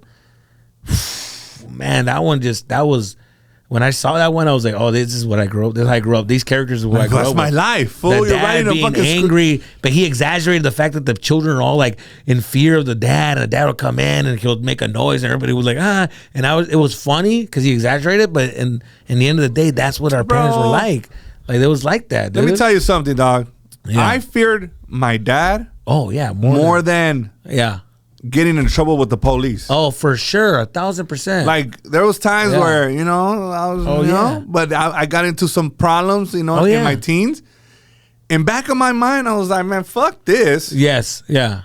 When I get home, I'll get my dad's gonna beat the shit out of me. For sure. So I'm like, oh, fuck. For sure, dude. Like, I remember I was gonna jump into a gang, and the reason why I didn't was because my dad didn't want me to. And that's how I knew I shouldn't be in a gang. Because he was just like, I remember I was gonna get jumped in, my dad's like, compa, el patio, the backyard is go clean the back. I'm like, I gotta be right back and go to the park. He's like, the park, cabrón, limpia el pinche patio, cabrón. And then fucking my dad chewed me out when he found out that I was trying to join a gang, and he called me. I could just imagine when he told you, dog. Oh wait, fuck, dude. Oh my God, my dad would just hit you with the truth. He would just he broke down their families and why they're in a gang and why I shouldn't be in a gang. Or like he broke all that shit down. Cabrón. Yeah, dude. ¿Qué te hace falta? Dude, you know that shit, that line that Jay-Z says. My dad said it before I heard it with Jay-Z. So when I heard it, I'm like, I was told that line when I was a kid, and it resonated with me when he says, "Don't die over the neighborhood that your mom's renting." Like motherfuckers are dying off of a neighborhood your mom is renting, and my dad's like, "Compa, esos vatos, güey, ¿tú crees que sus mamás están pagando renta, güey? No tienen casa. They're always gonna live like that. See, they're gonna grow up and go in and out of jail. By the time they get out of jail, güey, still in apartments, güey. Still, eso que eso, ¿qué es? Eso no es ser hombre, compa. ¿Qué vas a tener? ¿Qué le vas a dar a tu familia? And I remember going like, damn, that's true. He's like, andan peleando por ahí un vecindario que no es ellos, güey. No es de ellos. And I was like, damn, that's It's facts. Whoa. That shit woke That's me kind up. of factual. Dude, when I was It's not like he's making it up. No, when I was 7 years old, I was told this, and I was like, all right. And that took me out of that like point of view. I'm like, all right, well that went away, you know. So, but yeah, I mean that's first generation dads though, you know. I think that What like or that's just dads in general. I like think. what could we bring back from our first generation that we could apply in 2026? I always ask myself that. Oh, really? Because I think being a dad or being a parent is the hardest job ever. Because there's no guidelines. There's no like, hey, I see. And then you could, yeah, you're also gonna be fucking up, and we don't know what we're fucking up. Because sometimes I think, am I being too soft? Yeah. We won't know like, until they grow up. Like, I don't know, dude. I struggle a lot with it. Yeah. Like, okay, because the way I grew up, no, unos putazos, way. It's think- like, am I being told like, let's Yeah, a lot of guys, a lot of people. Yeah, you're right. Because So I know I'm not the only one, dog. Oh no, there's definitely people when I talk to them, like a younger generation and like Gen Zers, like they're talking crazy because they never felt like a fucking punch in the face. They never felt like an ass whooping. That's why you're talking so confident. No consequences. I was like, I grew up like if I raise my voice, I know what's gonna come. And these motherfuckers can talk and then they get hit and like they get stunned. They don't know what that felt like, but we have. So that's what we know. Like if we get to that level, we know what's gonna happen. So are you prepared for that or are you not? And nowadays these motherfuckers are talking to you very comfortable. You're like, compa, you're talking porque nunca te han pegado, güey. You never been fucking slapped in the face. ¿Sabes lo que siente un putazo? Un putazo en la cara, fool. En el hocico. 1,000%, fool. Like I see some people talking to some people and I'm like, fool. Like you've never been punched in the fucking face to been checked, you know, and then that I like, you know, the disrespect that's like very easy to be thrown at now. People look how they talk to each other online and shit. Like they just talking with no consequences, and I'm like, online, yeah, talking shit online has no consequences. You can't get punched in the fucking face online. Yeah, you know. But I think in person is a little bit different. But when it comes to seeing these kids get crazy with their parent in public, that shit just drives me crazy, dog. I'm like, yeah, I mean, unos putazos pa que see, I don't know. Maybe we do need to bring back, but not to the extreme where, like they did to us. There's definitely to be discipline. But like, it has to be some type of discipline. Like, there's definitely have to be discipline, and I feel like it takes a certain type of child to understand that too, because there's some kids that you can't talk to. There's some kids that you can usually use your words, and they would understand what you're saying. They're mature enough to kind of get it, rationalize things. But there's some kids the only way they're gonna learn son putazos way, and I was that kid. I was, dude. My sister and my brother, my dad would yell at them, and it would stun them. They would get triggered by they would get fucked up by that. Yo, wait, my dad could yell at me, say that I give off, but once he hit me, I'm not doing that again. It just worked. I don't know. It's just fucked up. But some kids just need to get their ass beat, and I guess I was that kid. Because it did take me a couple ass whoopings for me to be like, all right, I won't do that. Okay, I get. And when I will try to do it again, I'm like, oh, I know where this is gonna happen. I look back at some of my ass beatings and I'm like, damn, fool, like you don't have to do all that, dog. Like, oh yeah. That's just pretty. Some of the ass beatings like, all right, this is coming from like this is like personal. Like you're taking your day out from your boss out of me. Damn, fool, like the fact that you're taking out your fucking 30 years of fucking anger in the pueblo. I mean, or the fact that he didn't get a raise, you're taking it out on me. Like damn, fool, now you're from a different place. Hey, you know, I would see like not in my house, but like friends, like they would like burn their hands, like prendían la estufa and they'd be like, that's some cruel shit. So I never understood that. Yeah. I guess so I had it pretty good then. So there's limits, right? So you're right. You would hear like, fucking. That's might as well chop a finger off. That's a straight Pueblo shit right there. No, I mean there's that's extreme, fool. Yeah, there's some kids. I guess I didn't have that. I'm not gonna complain no more. Well, that's crazy. Yeah, I remember there was this one in the neighborhood. There was this one kid who his mom. I was like, she must have not loved her kids, because the way she would beat her kids way, that was abuse way. Somebody way, no, she would get like the clothes hanger way. I love it. To me, the clothes hanger is a little too much. Yeah, somebody was metal, fool. Like, nah, it was a little too much way. The clothes hanger, like. But the way that she'll take her day out on him, like it's one thing to hit him, Pero you can hear the fucking. But do you think that's like built-in trauma, and then she has unresolved issues? Oh, for sure. She's Yeah, got something. like you don't beat your kids like that, dog. Like, I get it, con el cinto. A mí sí me dan unas putizas. Yeah. But I ain't fucking asked for it, dog. Like, you know? But no, like, I look at all my ass whoopings and I'm like, really analyze them and I'm like, see, wait, every single one I got, I deserved. For sure. It's there was not one that I was like, damn, that was fucked up or like that traumatized me. There's some kids that get hit for no fucking reason I don't think that's traumatizing. You're like but none of my ass beatings got me traumatized. Right. It's more like it was always like discipline, you know? Yeah. It was always discipline. But one thing I would take about my dad that I learned from him that was that he always communicated with us.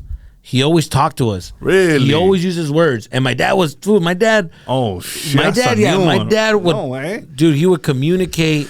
He would say, use your words. Like, usa tu palabras. No, I like explain. Like, explícate. Me dice, hazme entender lo que sientes, pues. Hazme entenderlo para entenderte, pues. Para sentir lo que tú estás sintiendo. Dímelo, explícamelo. And I would explain it to him as a kid. And he'll be like, okay, so I put myself, so I could put him in my shoes and how I was seeing it. And he's like, oh, okay, no, pues mira, por eso no se hace, porque yo sé cómo lo vistes. Pero it needs to be like this and like that, and that's what. That's good though, bro. So it made me be like, oh, I never had that shit, dog. Yeah. No, my dad was very good at explaining. But this is like 2 days after. Wait, don't think it was like right there and then. Fuck no, it was like 2 days after. He'll like sit down and talk to me, or like I think he'll feel bad and then he'll tell me later.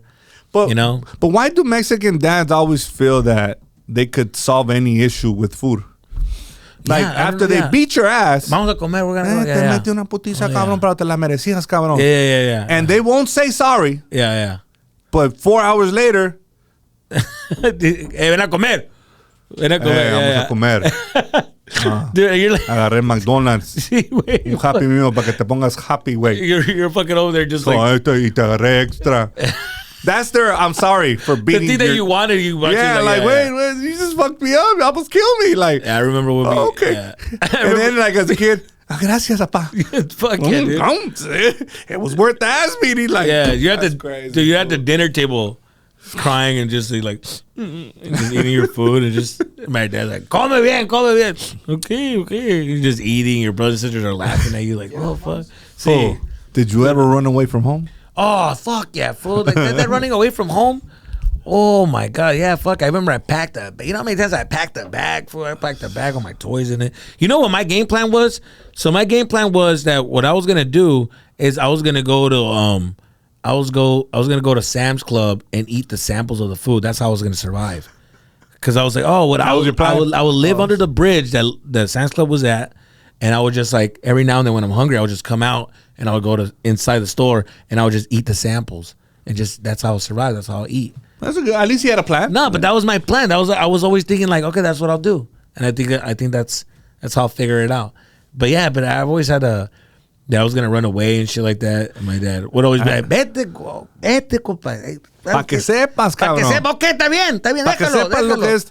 And you know what? They were right. Because I ran away from home for like a month. Oh, did you? Damn, wait, you ran away from home like that? Like that. Let's talk about like little kid shit. No, yeah, for real. I was like 15. 15? I ran away. You want to go stay at a white friend's house and shit? Fuck. Nah, I stayed at my homie's house, which, you know, shout out to him. I ain't going to say his name, but you know who you are, fool. Yeah. They took me in, and it taught me how good I had it at my house. Oh, yeah, it's different. Like home cooked meals. Yeah. You know, my own bed. A month? Well, that's crazy. A month, way. I'm surprised your dad didn't fucking whip your ass for that. Nah, I went back and they were like, oh, he's back. Like, mira. And I fucking came back with like, tengo hambre. Oh, yeah, real food. Like, it taught me lessons that I'm like, I think everything in my life has been a big lesson and I didn't realize it then. Yeah, you know, even like the guy that was throwing up on himself and like, mírame, cabrón. Oh, yeah. That lesson, that stays with me, bro. Yeah, for sure. That stays with me. And then knowing how good I had it at my mom's house, like nunca me quiero ir de aquí. Oh, dude. Me gustan los frijoles. You know? For sure, man. And I feel you on that. Like, I don't remember leaving the house because my dad was already like, I don't even know. I don't even know if he likes to be talked. Fuck it, I'm just gonna say it because I don't know, because he doesn't like to share like these like little things that he does, little business moves. So he's a very this is top secret. No, yeah, he's very secretive about his move. Oh, he's gonna call me like, "Compa, cállate." But my dad, when I was in high school, he would my dad bought properties and he would just rent them out. So he was like Don Barriga, he just fucking collect fucking rent. That's right. And so when I would move out, I remember I would go to his property. Like that was my first, like my first experience living alone was at his property and shit. So I would have to, you know, he would knock at the door and I would pay him and shit. And then how was that? Got to experience. It was cool. It was cool. But then my dad, you know, he's just like, ves, güey. Yeah, tú me estás dando ese dinero que tú estás trabajando, you're working for, you're giving it to me, and it just comes with me and it stays with me. It just stays with me. Did he teach you a big lesson? And yeah, and I was just like, yeah, that's fucked up. He's just like, yeah, it's like, and then he's just like, yeah, but you see, that's what you should do. You should start doing this, and then before you know it, you won't need to work, and you have time. Because my dad told me, you can be a millionaire and all that, but if you're having a job and it takes away your time and you can't leave to do what you want, then is it that worth it? Or do you want freedom? Time is way more valuable than money, because time is what you want. Time to be like, if I want to go on vacation right now with my family, I can. That's worth more than all this, like, if you had a fucking business, you have to be at 24/7 and be there. Like, there's motherfuckers that have businesses, they have to be there every day and got to be there. But it's like, yeah, well, what's the point? Is that what you want? Or do you want, in the end of the day, when all this is said and done, what did you spend your whole time doing? Were you at work or were you with your family? Were you taking care of yourself? Smart man. And I'm like, damn, so at the end of the day, it's like when you're sitting in that deathbed and you look back at your movie, 80% of your movie was what, at a job? Trying to and instead of like going on a vacation, going on, you know, you had enough money, like the bills are being paid, but you can go. And that's the thing on my dad. My dad had time to do whatever. Like he would, if we wanted to go somewhere, we'll go somewhere, you know. And I was like, fuck. And I remember that's dope. So yeah, so he told me like, yeah, man, though. So with stand up, I thought I treated it the same way, where I'm like, man, let me work hard to where like at least I'm at a place where if I can leave for a week, I can. You know, and be with my family, go do this, go do that. So because he's right. Yeah, I mean, if you are self-employed and you have a business, which is great, yet you are the business, yeah, then you're just an employee. That's it, right? To do that, I'm telling you, that's what it feels like. If you feel like I can't leave because this shit will go down. Leave. And then it's technically, yeah, you own it. Your face is on it and everything's, but it's like you're still an employee. Well, I think that's why a lot of, you know, which is great, so-called entrepreneurs stress out a lot, because if they don't perform, then it's like, damn, what do I really have here? I'm just an employee of my own shit. It's heartbreaking anyway. It's heartbreaking when you're working that hard and you're that zoned in on something to build something, an empire of something, and the people that you want to appreciate it don't. That's fucking heartbreaking. When the fucking people that when you finally have everything that you can give and offer them and they don't appreciate it or they don't care or they're not around, what the fuck was the point of all that?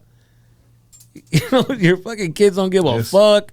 Your family don't give a fuck. That's a scary thought. You're going to give it to who? To them that they don't give a damn? They don't care? Also, the people that did care are gone now? The fuck was all that for? So time is what I'm redoing my living trust. Yeah, and it's like a surreal conversation. Oh, that must be it must be. It's the weirdest shit, and I'm just like, because you're thinking about your I'm planning when you're gone. No. Yeah. I'm planning me dying, right? Right. Yeah, that's what I'm saying. And then like the things that we got to talk about when it comes to money, and I'm just like, and I'm just sitting there. She's like, "Are you okay?" I'm just thinking like. Who's gonna do the right moves? My whole entire life, I worked so hard. Yeah, you know, and I'm glad that I have it structured this way. I'm glad that I'm taking the right steps. Yeah, the opportunity. But it's like, damn, my whole life I worked for this. Yeah, I wonder if they're gonna appreciate it. Yeah, you know, and continue the like. I think about shit like that. You know, yeah, but that's like, so that's the heartbreaking part. Yeah, when they don't give a fuck about a legacy. When they just feel like, I don't care, it was my dad's dream. And you're just like, so us, sell everything. Yeah, 1,000%. And you're just like, wait, That's why I put on there that I can't get sold. Yeah, pero Que les cuesta un huevo, cabrón. But eso, I go back to like, just enjoy the time you have. Fool. Enjoy the time. Like, at the end of the day, I feel like that is way more valuable than trying to plan something. I mean, and some people do actually have like a great system when they do have somebody that does understand and everything works out and that's perfect. But I think 80% of people that do that don't. But the responsibility is on us. Yeah, for sure. As parents. Oh, yeah. To show them. Yes, like, yeah. Así. Yeah. Así corre el agua. And appreciate this. What your dad did for you. Yeah. Because there's certain things that he taught you that you're like, God damn. Yeah, I mean. That makes perfect sense now. Yeah, you know what I mean? Sure. 1,000%. There's a lot of conversations. I think we had the best school. Yeah, it was I think even though we didn't think about it at the time, pero la escuela of being a first generation kid and growing up with parents that came from somewhere else, they taught us a lot of valuable shit. Yeah, dude, I'm just afraid that everybody's on I think that we're going to look back and realize that all this shit is just like a big problem with the social media and like, it's like a drug that we're on and we don't know how to get out of this drug. Because I feel like we're still like, that generation where we're still grounded, but we got this. We were the first ones to see the internet. Yeah. We were the first ones to actually like. Damn, why you put it like that, dog? Because it's true. We saw the internet be born. I remember when you fucking went to school and all of a sudden there's internet. Yeah. That was like we saw that shit. We saw that shit when it was slow. We saw that shit when it was like in a CD and they give it to you for free. The AOL. We saw that shit evolve to where it's at now. So we seen that shit, but we also grew up with like. Without it. So we know how to get away from it, stay away from it, because we know that feeling. These kids, when they lock out, they don't know this life. They don't understand what being without the internet feels like. And it brings anxiety. It brings panic. It brings all these mental disorders. And it's like, fuck, then what are we doing? They're like, once they're locked out of this, there's like chaos. That's a great point. It's true. And you know what the crazy part is? The internet does that to us and we're adults. Dude, imagine what it's doing to these young minds. That's what I'm saying. Like, fool, I literally, like not that long ago, I think a week ago, I was like, that is it. I needed a detox from the internet. Cause I'm like, I woke up and I'm like, what the fuck did I do yesterday? I was just online coming up with like what I should do, how I should do this and that. And I'm like, I wasn't I was locked in this world instead of being in this world. Because this world is important for business, but it's not going to consume my life. Fuck that. Like, I got to still live my life, dude. So I got to like tune out, shut it down, because it's easy to get stuck here. Bro, but that's why you have to have like, for me, I just do the post and ghost now. Post and ghost? Yeah. Boom. Like, for like a good month, I got so consumed. Yeah. That I'm just like, why? Why am I letting this shit? With me, it's like, I got to talk about these things on stage. I got to talk about what's going on, what's happening right now. I also have to talk about it on the radio. So it's like I do with the big boy, and I got to fucking talk about these live events. So I got to be hooked on what's happening because nothing can happen, but I need to be informed. I need to be alert. I need to know the whole story for me to share it. So I need to be here, and I'm like, damn, that's too much. It's too much. Consuming my life, and it's like up a good point though, because now I mean you're with Big Boy in the morning, and I gotta get information. You have to get information. You have to stay relevant, on what's happening. I gotta know what people are talking about. I gotta know what people are into. Like, what are these? And I have to have my opinion on this. So then I need to know more about this to give the right opinion. All right, you know. And you know what comes with opinions, right? Oh, well. When you give your opinion, yes, you're gonna get backlash from people that don't agree with you. Yes. That is consuming. I mean, like, you're like just saying. Hold on. I want to say one thing about all that, dude. I never gave a fuck about a comment, fool. Bro. I never gave a fuck about a bad comment. To me, say it to my face. Then we can discuss. Other than that, you're not real to me. You are not real. You're a bot. Yeah, because if you're online telling me, I'm just like, okay, cool. I don't give a fuck. Way aquí, way en persona, way. I'm still from the generation of like right here into my face. And also, the shit that you're gonna say online that you think is gonna hurt me, motherfucker, my dad said it to me 10 times. The person that I love call me que vas a valer verga. That is the hardest thing to hear. And he told me, and I love him. What the fuck are you gonna do that I don't even know? What are you gonna say that's gonna hurt me? I always say that. I was like, fool, I grew up in the 90s and the 2000s, in the early 2000s, fool. There's nothing that you could say that's going to hurt my feelings.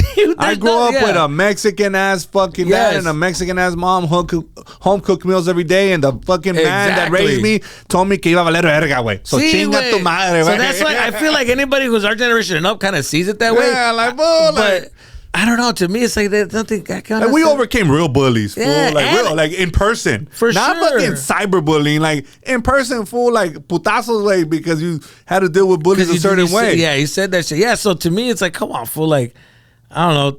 I don't really get hurt by like some of the words that they be saying, and plus, I'm not gonna read that shit. I'm dyslexic, fool. I can't read that shit. I just let that shit. Yeah, so I don't. So the comments and the opinions, like if I hear somebody like say something negative, like if they're really passionate about like, well, yeah, you're a fucking blah, blah, and I just look at them and I'm like, okay, like I don't know, what do you want me to do? Like, voy a comer unos tacos, güey. Sí, güey, like, hasta la verga, güey. Because my thing is like, I don't know, I have my own opinions on the whole internet and like where it's going, and it's even affecting like stand up, you know what I mean? So I'm just, that's kind of bothering me too, and I'm just kind of like, oh man, it is what it is, you know, like the internet is just consuming everything. And I'm just like, it's bleeding into our world, you know. But I think but it is also good. It's good and bad. But it's bad. But I think comics that do comedy like you that have a actual bid, you could sit there and do a whole hour without doing certain things. Yeah, that's the comedy that I love. Yeah, but you see, okay, but now we're growing up with people who are just on the internet. And they want that type of comedy. And that's the thing is that before I was like, wait, don't you guys want the script? Hey, don't give a fuck, fool. They're like, just be funny and, all right. And just But that brings up this point. Yeah. So just selling seats and doing certain things matter more now versus writing your jokes and doing the whole set. Yeah. You think that matters more? Like now it's like, people don't really give a fuck. Like certain venues, they don't give a fuck as long as you can sell out. Well, it's a business. It's a business. So right now it's like the art and the craft doesn't matter. It's a business. It's like if you fucking are gonna sell out a theater and all you're doing is farting on stage, fucking come over here. They're gonna give that guy more preference than the guy who's like working on a craft that's developing an art, and then you go up there and they're just like, I'd rather give this guy a chance because he's got a following. But I understand why they follow these people though. Like it hit me one time when I was in Arizona, right? I went to go buy a slice of pizza, and I looked at these guys, these workers. They got off breaks. These guys from T-Mobile they're eating pizza. Another guy from construction's over there. Another guy from the mall. And I'm watching everybody. Everybody's on their phone. Everybody's doing this. And everybody just wants to laugh and like, oh, they want something to share. They just want to be entertained.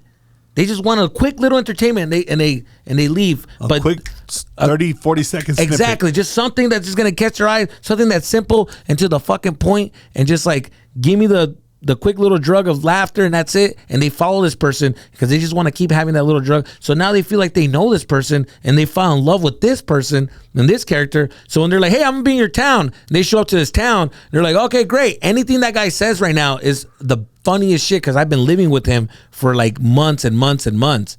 And then when he goes up there and he just says like one word and everybody's like, oh, fuck. They're just excited to see him and they're happy to see them. That's what's going on.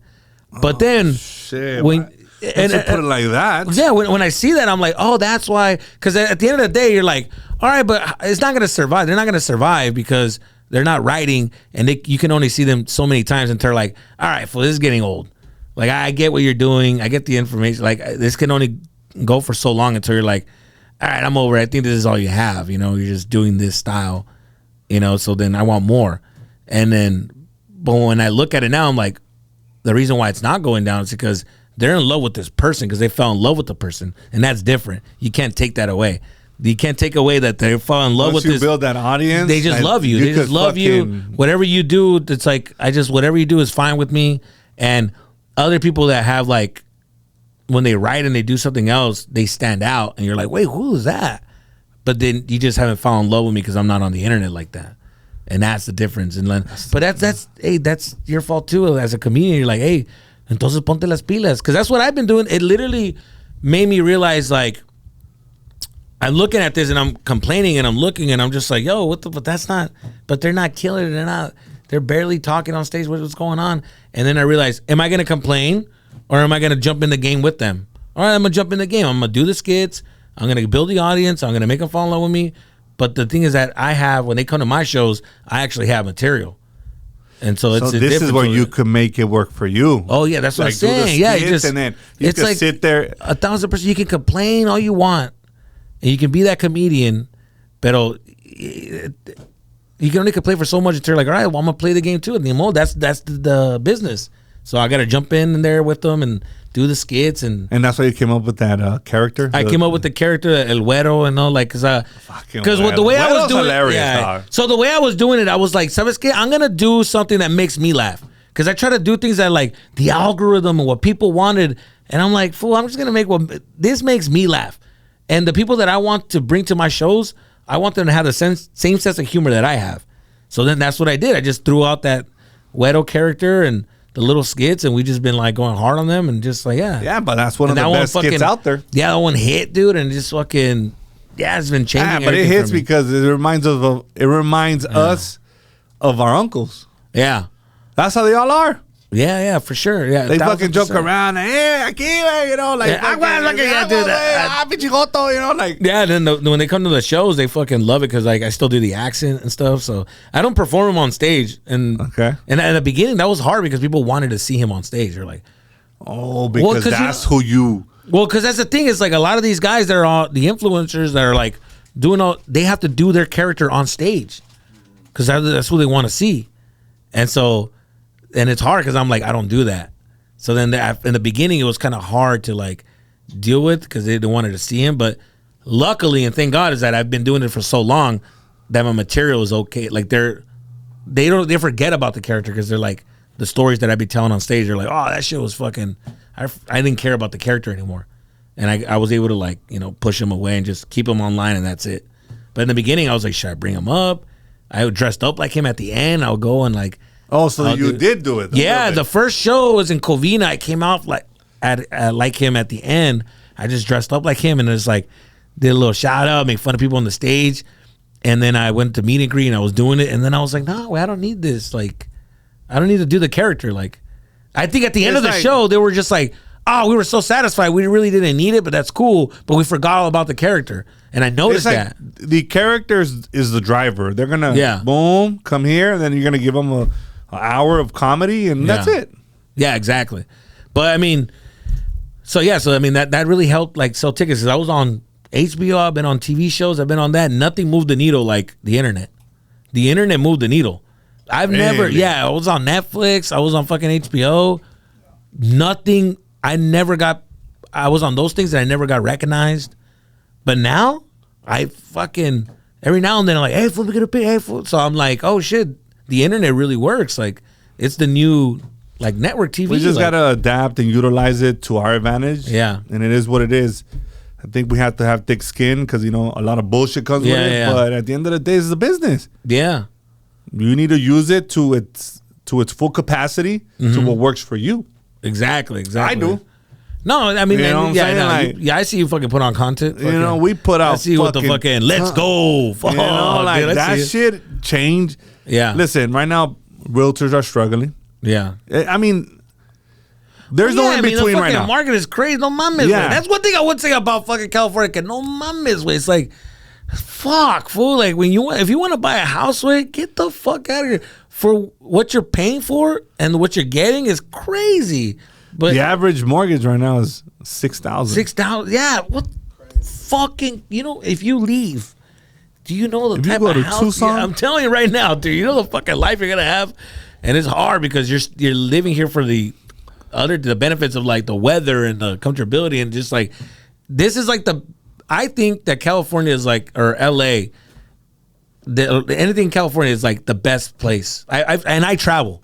I've been everywhere. So then you have a right to. It's like, to bro, say it. Okay, at the end of okay. the day, fool, it's like, no way.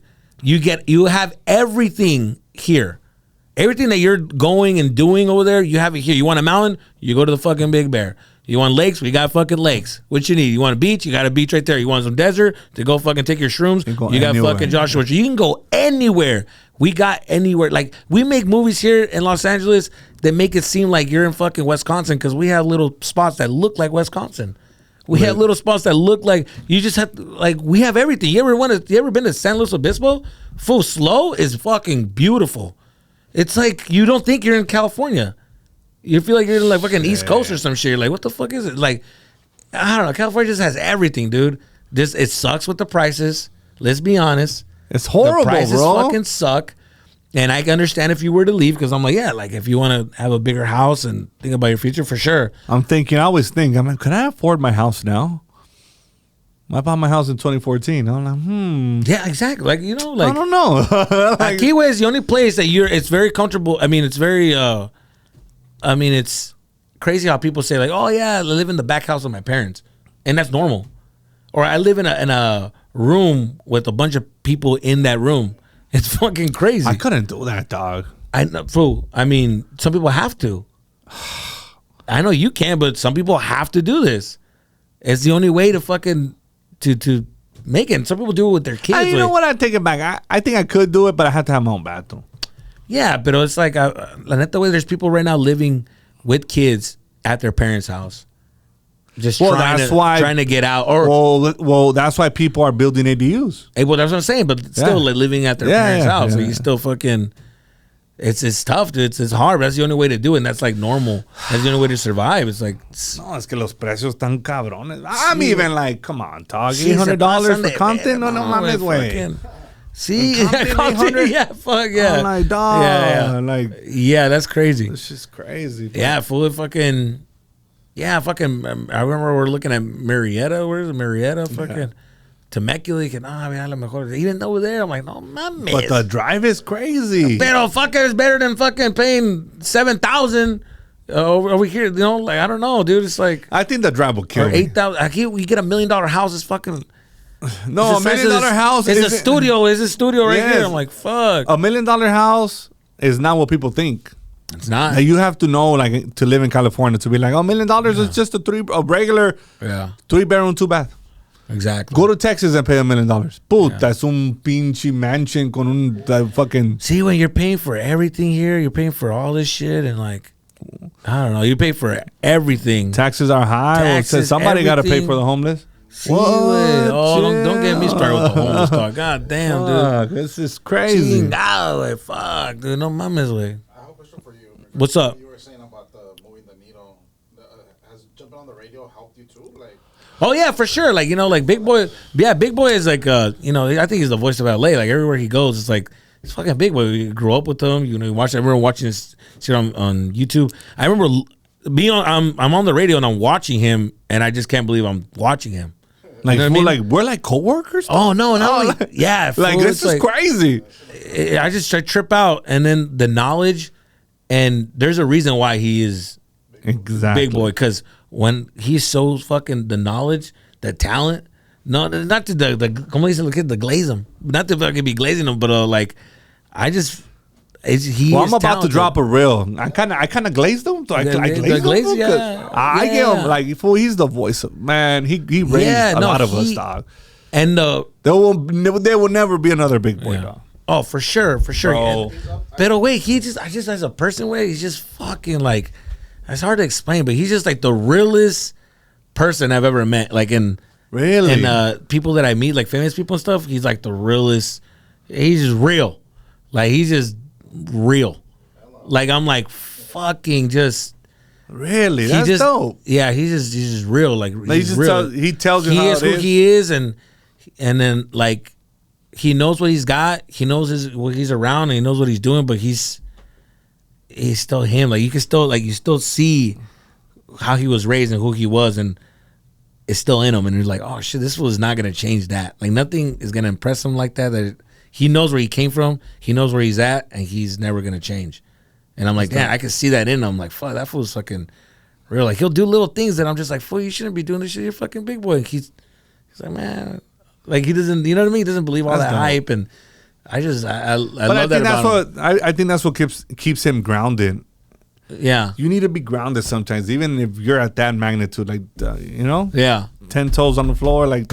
Stay grounded. Yeah, he's very caring, fool. He's very fucking caring. Like for example, like he'll bring food and he makes sure everyone eats. The little things that I noticed, and I'm like, he's my type of guy. Oh yeah, fool, he's very fucking. He's up there and he has like a little toaster oven in the side of the office, and he's cooking. So he'll cook steaks and he'll bring us like little pieces of like carne asada or something like that. And then he'll make it, he'll grill it, and then he's on the radio, and then a little breaks when we're on air, he'll be grilling it, and then he'll just be cutting in the little squares, and he's with the gloves. He's doing this. He don't have no assistant, nothing. He's doing this, putting in a tray, and brings it out and gives it to us. Hey, come try that. Brings the producer from the back, because they're in another room. They come out there trying that. The DJ comes in, and then we go off and we go online again. And every break we'll come in, and we'll just like, isn't that crazy? Like, I'm like, looking at him like, fool, like, nah, that's dope. Solo, like, he makes sure, like, you know, everything. He'll tell you, hey, you good? Everything good? You good? Like, do you need anything? Like, what's up? You good? And tough stuff like that I'm just like, damn, fool, like, I want that. Like, if I ever get to that level, like, I want that of, like, you know, just to still be that matters, though. That caring, or, you know. But that matters, and it shows and you know, who he is. Like, he's been fucked over. Like, you can tell, like, being this long in the business, you've been in a situation where they fucked you over. You've been around negative people. You've been around people that will do you wrong, and you still haven't changed. That means that's embedded in you. But I think it also taught him a lot of lessons. Like, he's picking the people that he's surrounding himself around very wisely. Because I think when you're in business, people are gonna fuck you over. Yeah. But it just makes you more. Now you're smarter. Because now you're more selective. Yeah. Like on who you pick to be around you. Yeah. Oh, no, I love picking his brain because he just has so much. He's been around for like fucking 30 years, yeah, dude. And learning from him on the radio is the best teacher. I'm just like, fuck, fool, like, he's by far probably the best one that I've hit. Like, his interviews are probably by far the best. Yeah. Yeah, he would like, I trip out que le dan un papel, güey. They'll give him a paper, he'll look at it, and and he'll just start fucking... Or like he'll be distracted in conversation and be like, "Yo, big runner," is like, "Yeah," and he just jumps right to it, like, "Yo, it's big boy," and I'm just like, and I need a minute, and this was already in the zone. I already know what to talk about the segment, and you're just like, "Fuck!" It's crazy to see that shit. That fool just can just take it from anywhere and create a show, and it's like chaos behind us, like, bro. Yeah, there's chaos. Like, we're all trying to figure out like what's happening, and he sounds smooth on the radio. That's big boy. Yeah, so that's pretty cool just to see and be around that, you know. It's fucking like, dope, you know, bro. Just being around them, they're like. He's such an icon for LA. I was telling him in the episode we did that it's like I would put him up there with Kobe as far as like LA knows. Fuck yeah, and he has a picture of him and Kobe in the back where he does. So we stare at that shit every day. Yeah, you know, it really struck hard for him. Like, so he has that shit in the back. But he has these stories with, I wish I could chill. He just has great stories with that you're just like, fuck, like this is like history of LA, like when it comes to him and Nipsey, and I just has stories with. So like in our new spot, I'm gonna do like a taco challenge. Yeah. So I'm gonna invite you guys. So fool, that'll be dope. Yeah. It's gonna be catered. Like, I have all these ideas. Yeah, no, he's got the space here, you know. right. But yeah, we will have a lot of space, dog. For sure. It's cool to run into like people like that are at a different level, and they're still like down to earth, and like you still see that. Like Fluffy's one of them, right? You fucking. Well, I think everybody that's big that I've interviewed, I've been so cool, bro. Yeah, Fluffy's been real cool. Fluffy bought us that bomb ass pizza. Like, he bought you guys pizza? I trust anything he buys. It's fucking good. He knows food. That guy sabe comida, güey. Fluffy's a cool. He's cool, man. I get to when you see him.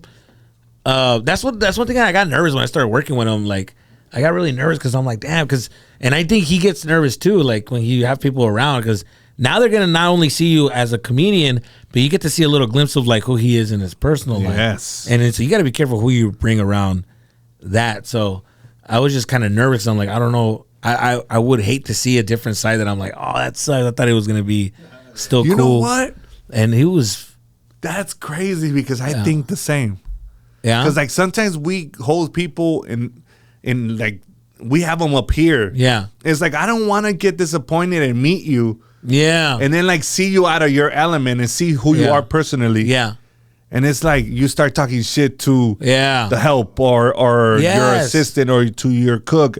And it's like, damn, that would break my heart, dog. Cause I was like, damn, fool, that's how you are? Yeah, dude. And it's what like a piece of, so I'm right here, like coming up as a comedian, and I'm getting everybody that's right here, like, you know, where I'm at, everybody who's worked with them, everybody who's been around them, people that have met them, they're always saying these, and there's always been certain conversations that were around that were somewhat negative, and I was always being like, so that was in the back of my head. I'm like, fuck, am I going to see that? Am I going to see a glimpse of that? And then when you see them, like, oh, I get to see a different side because they never got to see that side. Some of these comedians never got to work with him the way we did. So then when I see him, I'm like, oh, so you just have this one image of him or what you think he's like, but he's a different person behind the scenes. He's like, yo, this is a... But I don't take...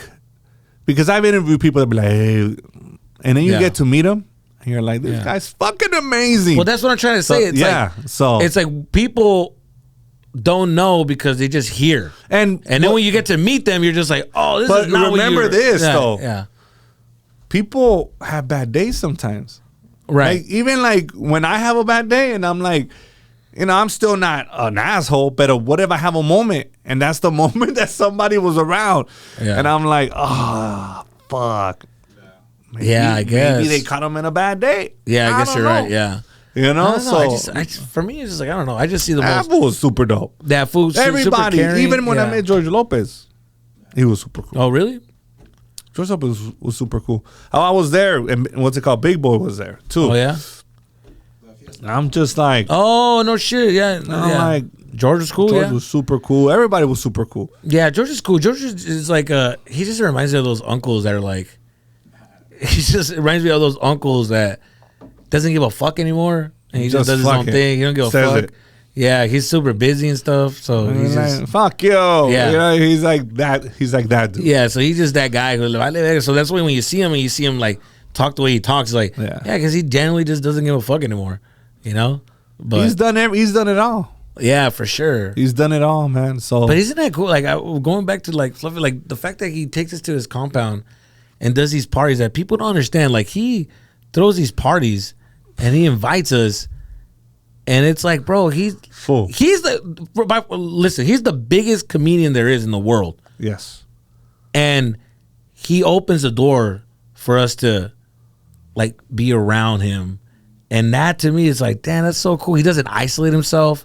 He lets us in. He enjoys, and then he's fucking Mexican as fuck, fool. He's got fucking the things that we like, the lotero, the taqueros. Listen, everyone's there kicking it.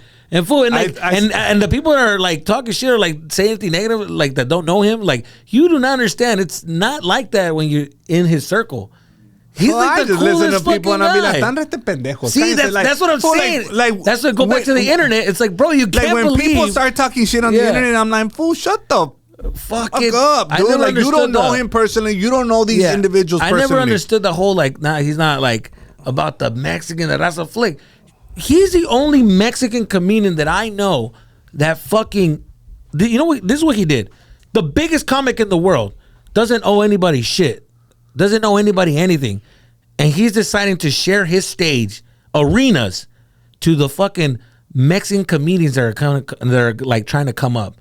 He opened the door for us. He's bringing us, the young comics. He's bringing us to his fucking private plane. He's showing us the arenas. He's getting us in his nice hotels, and he's like showing us like you can have this if you work hard. And a guy who came up like we did, and I'm talking about like the same type of like neighborhood. He did the same open mics that we did. The same bar gigs and fucking Downey and Pico and fucking, HP. He was here working with, and now he's the biggest comedian in the world, and he's opening the doors for us to come. Something that he never got. He never got someone taking him on the road like that. That's at that stature, right? And it's like, bro, he's doing it, and people are talking shit. That's why I'm like, man, I would always have his back because he's so grateful. He has a Mexican crew behind him. If people don't understand that, like, what are you guys talking about? Everybody around him is fucking Latino, Mexican. He's the most. I was like, what the fuck are y'all talking about? But he's showing you guys that it's possible. Yeah, for sure. He's showing you that with hard work, dedication, and you put in 100% in your craft, this is possible. Oh, yeah, for sure. And that right there to me that's just gold. Yeah, dude, this guy is fucking. He's the coolest. Like, I think it was just like the coolest experience. Like, I mean, I remember the first time I performed in an arena. Well, obviously it was with him. It was like 17,000 people, and he didn't just. So here's what he did when he booked me for a show. It was supposed to be in San Francisco or Oakland. It was gonna be in Oakland, and I was excited. And then he called me back and he said, "Hey, you know what? We're not gonna do that. I'm not gonna give you that show." And I was like, "Damn." I was like, "All right, well, fuck. Maybe it's like a little club gig or something." He's like, "Nah, we're gonna do in Phoenix, Arizona, where the Suns play, because I heard you're from Arizona." So little details like that, your hometown or your whole home state, I want you to perform in front of those people because I also want your parents there. My parents got to be there, and to be in front of all those people in my home state, and when they bring me up on stage and they said, you know, one of your home, you know, like, and actually that was the first time. The one that really, to me, till this day, dude, that would always be a memory in my head was he performed in my hometown, Tucson. It's a small town, but he got to do the fucking arena, the biggest, the convention center, right? Like 5,000 people. I'm like right there. Everybody from Tucson's right there. That's my hometown. My family got to be there. They were all there, and I got to open up for them in that. And then they brought me out like one of your very own. Oh, it's like, bro, like that to me is like, in that moment when I was there and I stood there in front of everybody, it was like, in my hometown, that was crazy. He didn't have to do that, but he did. And he's thoughtful, like he does things like that. That it's like, they're meaningful that.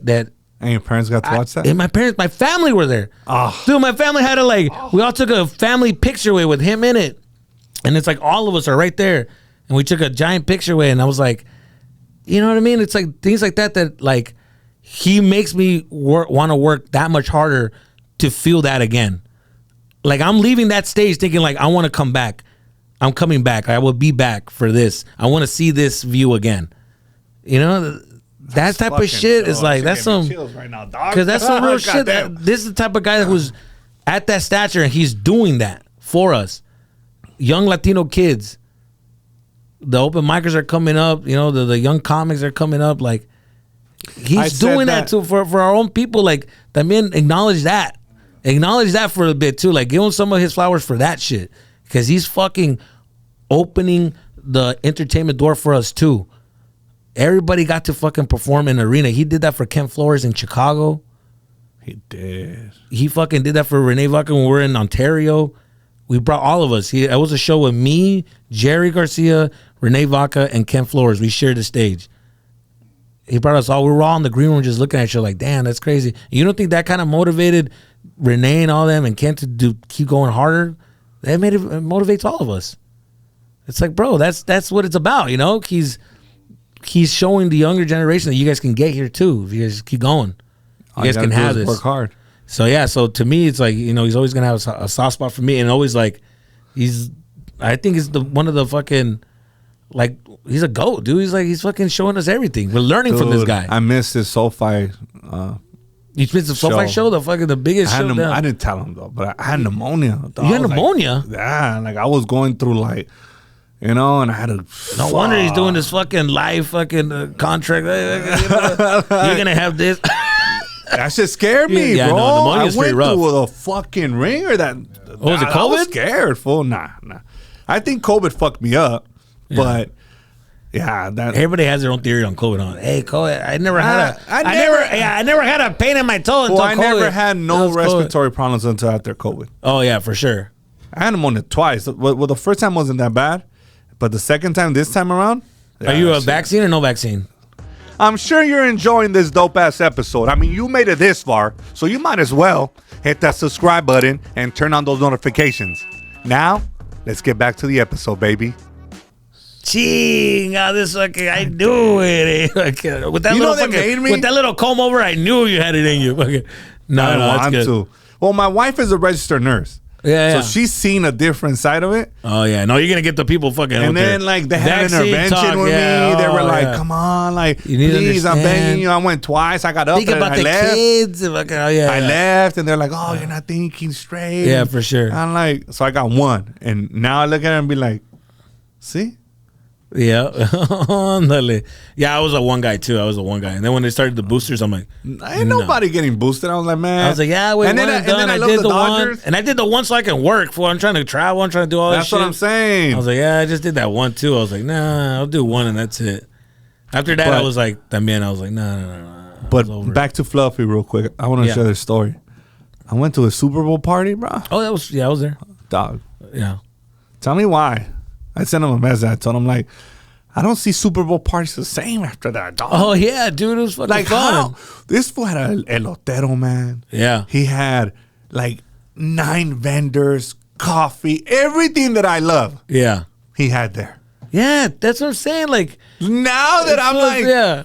And then last year, I sent him a message like, man, bro, I don't even want to go to the Super Bowl party. Yeah, because for sure, dog, dude, yeah. like, I have to go to that. And I went as Valentino's +1. So it's like, that was before he got on the show. Yeah. But I'm like, I couldn't wait till last year's, and then he didn't have it. I was like, oh, and then I had to go to a regular one. Yeah. I'm at the house, too. I'm at the house eating my Doritos like, man, last year, fucking that shit was. So he has the best dude, I love Super that it's like, Bowl party. And it's all you can eat, way. It's like, they're there for the whole night. No restrictions, no fucking And lo que quieras, cabrón, hasta que se acabe, güey. And then it tears off, right? So when the food's already done, then the dessert cart's coming in. And then the dessert carts are there. Oh, and I'm telling you, this guy knows how to throw a party. Man, that party is well assembled. See, way. It's like I was like, man, fuck the crazy fucking Diddy parties, way. Go to a fucking fluffy party, way. That shit is like the fluffy parties are the best, dog. See, it's like, it's like literally when you think of Mexican with money, this is what a fucking party is. It's a bitch Mexican with money, way. Like, I fucking went home and I told my wife about like how well coordinated, like, aquí estaban los pinches de esto, tacos right here, and then like, you know how I like coffee, and then we went to the other side, and then they had the postres, and she's like, that sounds like an amazing party. I was like, it sounds like, you know, like when I have money like that, for sure, that's what I'm gonna have. Oh, I think we all that clicked in my head. I'm like, man, I want to like, I don't know if it's like, it feels like a tradition now. But I feel like I want to get that shit going. Like when we start making money, like as a comic, like we start getting the big fucking checks. Like I really want to start doing that with the other comics and like throwing parties like that, because that shit is a fun. Bro, it's fun to be around all of us. Because you know what? You know what's cool? You probably saw this too. It's cool when you run into the comics. Because in the comics end up in a corner, and now we're just talking about the road. We're talking about everything, and then he'll chime in, fool, and he'll fucking shoot the shit with us about the road and like road gigs, and we like bring him back to when he started. He was like, "Damn, that's crazy!" And like that guy's still fucking a promoter. That guy, you guys are still doing those gigs. Damn, that's crazy. Like, and we just have. And he has stories about that promoter, and it's just the conversations is just. Wow, you leave there like, it just feels like a dope ass community. Like he's creating a dope ass community. Dude, I fucking got home, and then after that, like, who won the Super Bowl? I don't know. Yeah, for sure. I don't know. Like, we played cards after. No, like, it was fun. Yeah, we played poker. I had fucking Joe Coy on one side, Teofimo Lopez on the other. I was just like, what the fuck is happening here, dog? The guy from the Backstreet Boys is there. I'm like, this guy from the Backstreet Boys? The fuck? Like, yeah. That's cool, man. It's cool. Yeah. He needs to get his flowers, so. For sure, man. Fluffy's dope, bro. Yeah, dude, he's fucking dope, dude. I know, like, he wanted that when he was coming up, you know? The fact that he's doing it with us. Yeah, because he came up in an era where like, it was tough. Yeah. It was like everybody against each other. And I think he's trying to change that. And I'm glad, too. Fuck, I'm glad, dude. That's good. Because you guys, benefit from that, from having a community like that. I think it's happening now. Like the comics now, we're all like working with each other. We're all it's changing. Like, it's changing. Good. We're all trying to like, unify and stuff. Yeah, I mean, I've noticed that. It's just hard for me to be around that though. It's like it's hard. I try, but I can't do too much positivity. See, because I don't know. It's because how we were raised. See, I'm trying to change. It's just I'm amargado, like I'm like very not bitter, but I put. You gotta change it, dog. I gotta change. I changed it. Oh no, I gotta change, but it's because I put everything at a high pedestal way, and I want it to be the best version. Because I have that trauma of like, if you're gonna do it, you better be the best at it. Don't just half-ass. Don't be okay. Be the best. And nowadays, what's going on is that I go to these green rooms,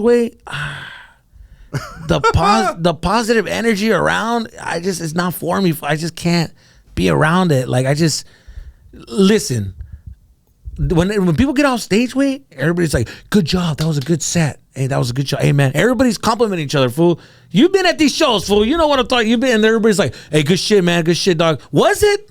Was it good? Why are we lying to him? Like, he wasn't. It was okay at best. He had 2 good jokes. It's like, why are we lying? Like, what are you guys doing? Like, this is bad. This is bad for comedy.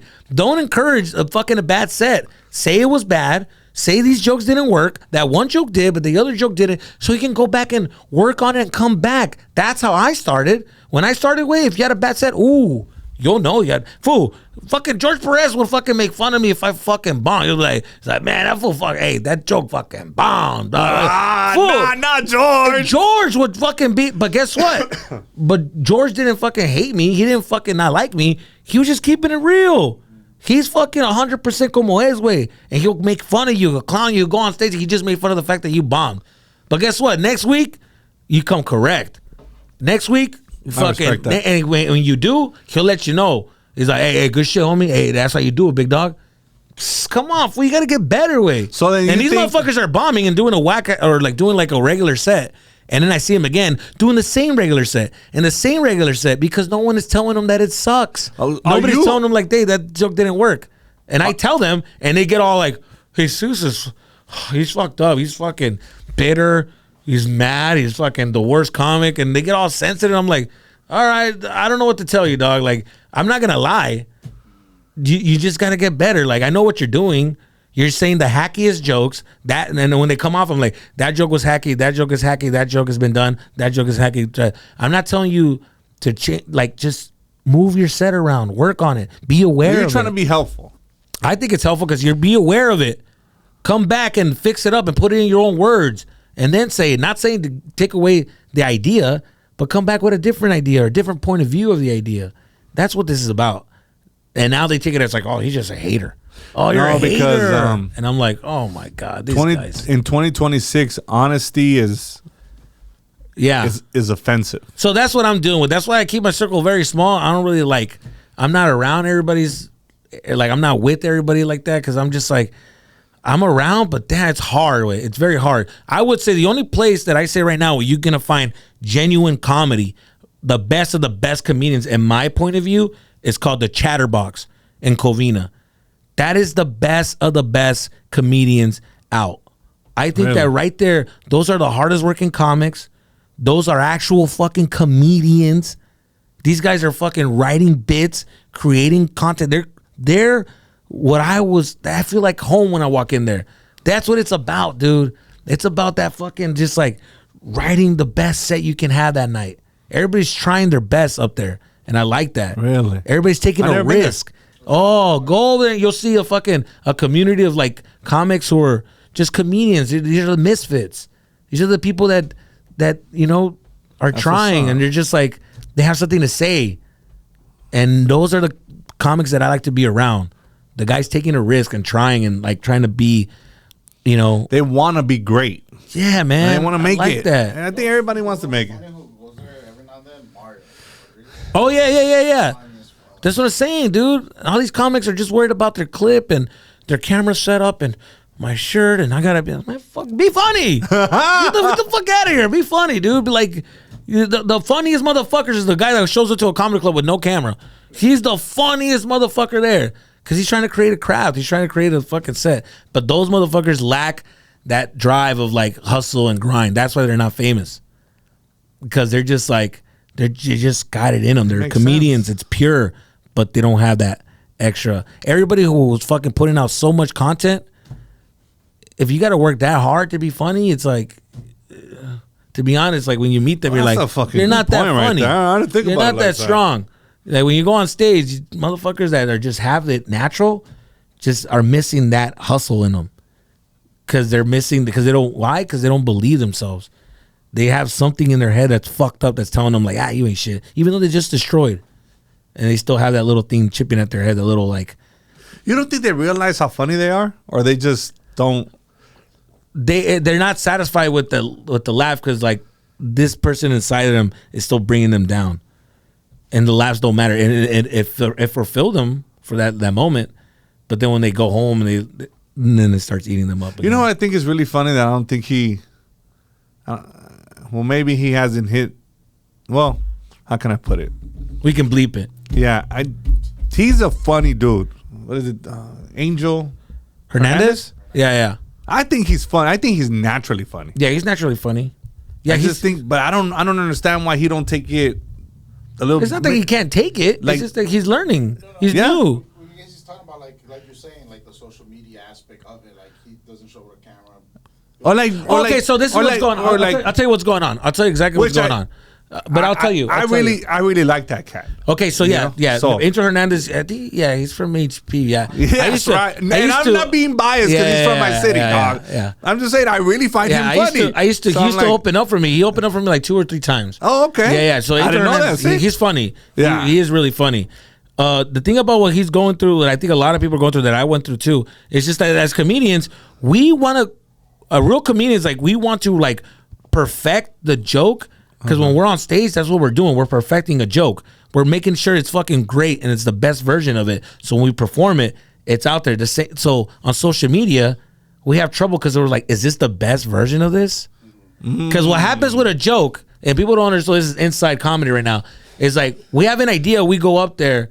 Like, for example, one of my jokes, right, that I'm just like, oh, man, it's funny because Latinos, we give each other nicknames. And yeah, that was it. The next day you come back, Latinos, we give each other nicknames because it all depends on how you look. The next week we'll come back. Latinos, we give each other nicknames because the next week, because it's how you look and the way you walk. I have an uncle who walks with a crooked hip. Next week, a month from now, Latinos, we give each other nicknames depending on how you look. I have an uncle who has a crooked hip, so when he's walking, it looks like he's dancing and now it's a perfect joke. So the same thing goes with social media. If I do this skit, it's like, is that the perfect version of it? No, it could be better. It could be better. So you hold back. They hold back. They're afraid to post and just post and leave it. Set it and forget it type of shit, Post it and then leave it alone. And that's what we struggle with. We struggle with the fact that we want to be the best version of this, or there's more to add to this. We can make this better, and it doesn't sit well with us. And we're afraid to like post and just because we're sensitive. Mm-hmm. And other people have that in them where they can post and just forget it. They can post and just forget it. And they can just like. Because that's the other flip side of the coin too, is that you see other comics that suck but post and they get traction and now they're fucking selling, and it's like you got a really good comic that's not doing this, but then you got a whack ass comic that's doing this, but he's getting all the love. So it's like, when do you know is it the right time for you to post? Like, yeah, but I think that those guys don't care. They have something in them where they just don't care about being great or good. They just want it. They just keep posting. They don't care. They just post, and it's like volume instead of like they just don't care. They have it in them where they could just post and just post and just post. And there's something wrong with like real comics that are like, it takes a fucked up person to be really, really funny.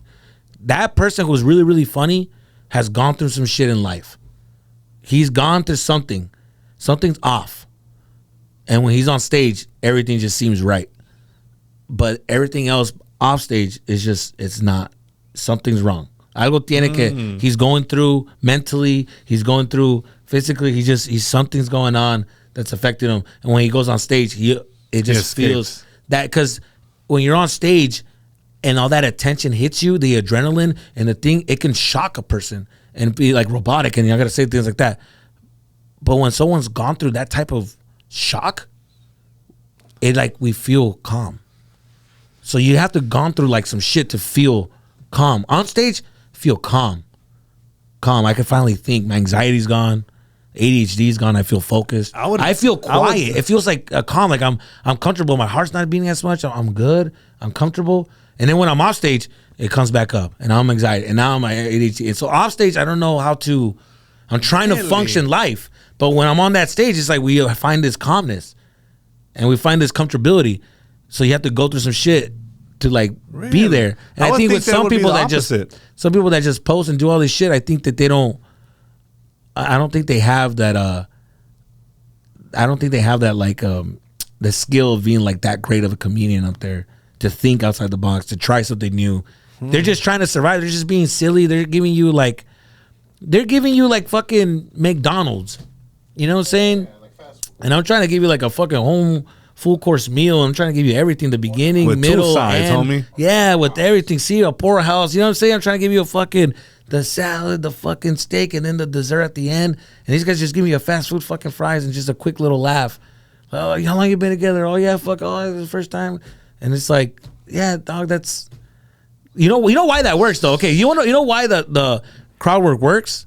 Like it's crazy. The reason why it works is because for people who aren't comedians, that is the biggest fear of you. What if they don't laugh? What if somebody talks? What if somebody does this? So then you're seeing a train wreck being handled in front of you, and that's entertaining. That's for us, especially Latinos. We love cheese, man. We love fucking desmadre. We love that shit. So when you see that shit, you're captivated by it. You're like, fuck, holy shit. That fool just fucking, you totally called him out. He's like, hey, how long you been together? Like, what is he going to say? Fuck, fool. You're at the edge of your seat because it's entertainment. It's entertaining. But take a step back. As a comedian, that is the easiest shit you can ever do. It's the easiest. I'm not a big fan of. But it's simple. It's like, bro, you look at that, it's like anything you could say, because the moment is so intense and the tension is so high that anything you say is gonna be funny. Everything you say can work. Because if you tell somebody how long you been together, what do you mean? Look at this guy taking forever to take. Why are you getting nervous, fool? Because she's next to you. Holy shit! Anything she says, like 6 months. Oh, he didn't even acknowledge it. He didn't even know. Holy shit! Like, you know what I mean? Like all that shit, dude. 6 months, you guys aren't even holding hands. Oh, you guys don't love each other. Anything you say in that moment is gonna be fucking great because we're already in the edge of our seats, and that's the thing that people don't understand. Like, yeah, like I can see, I see. But when is crowd work too much? Like when you just that's all you do. To me, if your whole set is crowd work, it's too much. It's like I'm like to sit. I don't know. For me as a comedian, I'm like, damn, that's like how we like. I mean, I could do it, but that's too much. No, I mean, I think like, yeah, don't you want to do a set? Like, don't you have like something me to say? as a consumer? Yeah. Like I think a little bit is okay. Just boom, boom, boom. But you have to have a set. Yeah. You can't just your whole set can't be crowd work. Yeah. I mean, that's just me as a consumer. Like I'm sitting there. Well, me as a comic, I wouldn't want that because I have some shit to say. Yeah. So I don't really want that. You know, I don't want that because I have some shit to say. Like I have stories and I want to present it. Maybe I'm more of a story. Yeah. Like I like storytelling. But that's it. That's the thing. It's like not every comedian is gonna give you the crowd work. Like there's some people that have shit that they crafted and they're gonna put it out. But I've been at these shows and some of these guys are my friends. That all they do is crowd work, and it's very entertaining. Oh my God. It's fucking. Some are really fucking good at it. Oh my God. It's very fucking good. It's very entertaining. They got the timing on point. They know what to say. They know how to. It's just the vibe is there, the energy is there, the environment is there. It's fucking fun. If I was young and I saw that, I want to go to those shows more than the fucking storyteller shows because I'll be like, oh, that's fucking. That looks like it's like desmadre way. It looks like it's fun, you know? But then when you go with someone that knows what he's doing, like as a comedian that's been writing and knows his craft, you're never going to beat those type of laughs. Like the laughs are just going to fucking be at a different like level and they're never going to go down. Fucking right. You just leave and you're like. A different type of. Yeah. Because I've seen the audio. I've seen the, when the show's over, I see the attention. They're like, dude, that was fucking funny. I was fucking, you brought me back. Oh my God. You know what I get a lot? I get a lot of like people come up to me and they say, thank you for bringing my dad back to life. Like, thank you for seeing, I forgot him. I felt like he was here right now. Like, I was watching my grandpa again. Like, I forgot, or like, thank you for reminding me of that moment in my life that I forgot about. And I get that. And I'm like, because you know why? Because the comedians like Fluffy and George Lopez did that for me. Mm-hmm. When I was a kid and I would watch that, I was like, oh, I'm not the only one going through this. Oh, somebody else gets, when they get thirsty, they go and drink out of the hose and they can still taste the hose from the water they're drinking. oh, that's like, I'm not the only one living in this environment. Like, we're all going through it. Oh, this is fucking. Normalize it. I normalize it. Everybody has that one crazy dog in the neighborhood they run away from. They avoid that block because ahí está el pinche el perro loco, güey. So I like that. And I'm just gonna keep doing what I do, and I'm like, hey, a ver qué pasa, güey. I got the skits going. Well, but don't you're get it fucking twisted. funny though. Yeah. That helps a lot. Yeah, but you're fucking hilarious. Yeah, after they're like fucking serious podcasts, they're like, you never made me laugh once in the fucking podcast. It's all serious, kind of.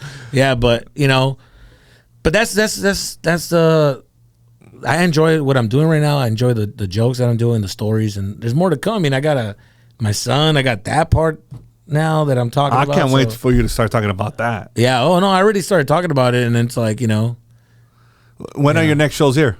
It's gonna be next week, June 12th and the 13th in Covina. Yeah. Damn, that's the weekend I'm gone. Yeah. No, chale. I'm gonna be doing it at the Laugh Factory, yeah. But then, as far as LA, that's it. Like, I don't have any more in LA. Say I won't cancel my shit. Yeah, too. Damn it. So yeah, after that, like, you'll see me at little spots around town, but nothing that I'm gonna promote or anything like that. Like, if you catch me, you catch me, but I'm not gonna promote it. Okay. But the only ones that I'm doing, that's my shows, is and it's a whole new hour, so I'm excited about it. It's a whole new fucking. Damn it. Yeah. So is that a Thursday and a Friday it's a Friday and a Saturday. 2 shows. I leave that Friday. Yeah. But yeah, man. I mean, yeah. It's but other than that, it's been fun. I mean, I love what the comics are doing. I think the comics that are like learning from the skits, you know, fucking Concrete put the bar so high with his skits. Holy shit! But he does really thought out. Like, his skits are like fucking dope. Yeah, that's what I'm saying. Concrete, when it comes to the skits, he set the bar so high that I'm like, whew. He's like the Mexican Drewski way for like. I don't know. I think his skits are as funny as fucking Drewski. I'm like, dude, I think they're funnier, dog. Yeah, that's what I'm saying. It's as funny as Drewski. I'm like, damn, this fool's fucking.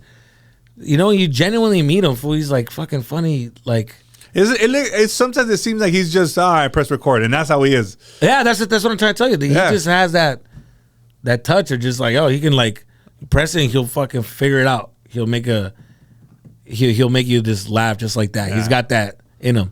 But the skits, it was amazing to watch. When I was seeing him do it, I was like, damn, this motherfucker's really like quick with it. Like, it's thought out. The way he writes, the way comedians write on stage, like, that's how he is with the camera. Like, he just knows how to do it. He knows the angles, knows the right. He does a lot of dope shit. Yeah. He definitely is the reason why I started doing the sketches, because I'm like, damn, dude, like, I want to.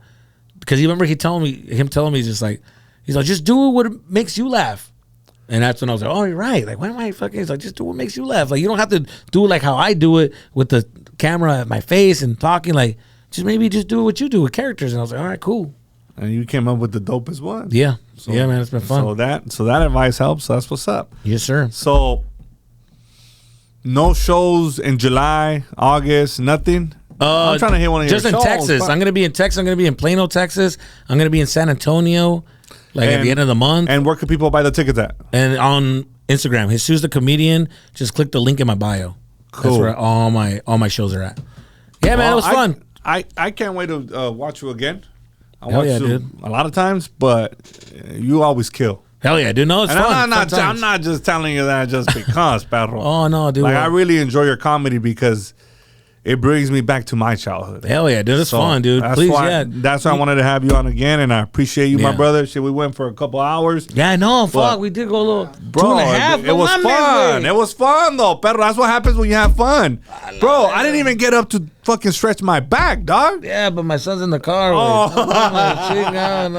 Fucking. Brother, hey, so make sure you give him a follow. I appreciate you, bro. Just a comedian. Let's do it. I'll check you guys on a show. Let's go. Let's do it. All right, guys, we out. Thank you so much for tuning in. We appreciate you. Now make sure you hit that subscribe button, turn on your notifications so you don't miss our weekly episodes. See you on the next one. Let's go.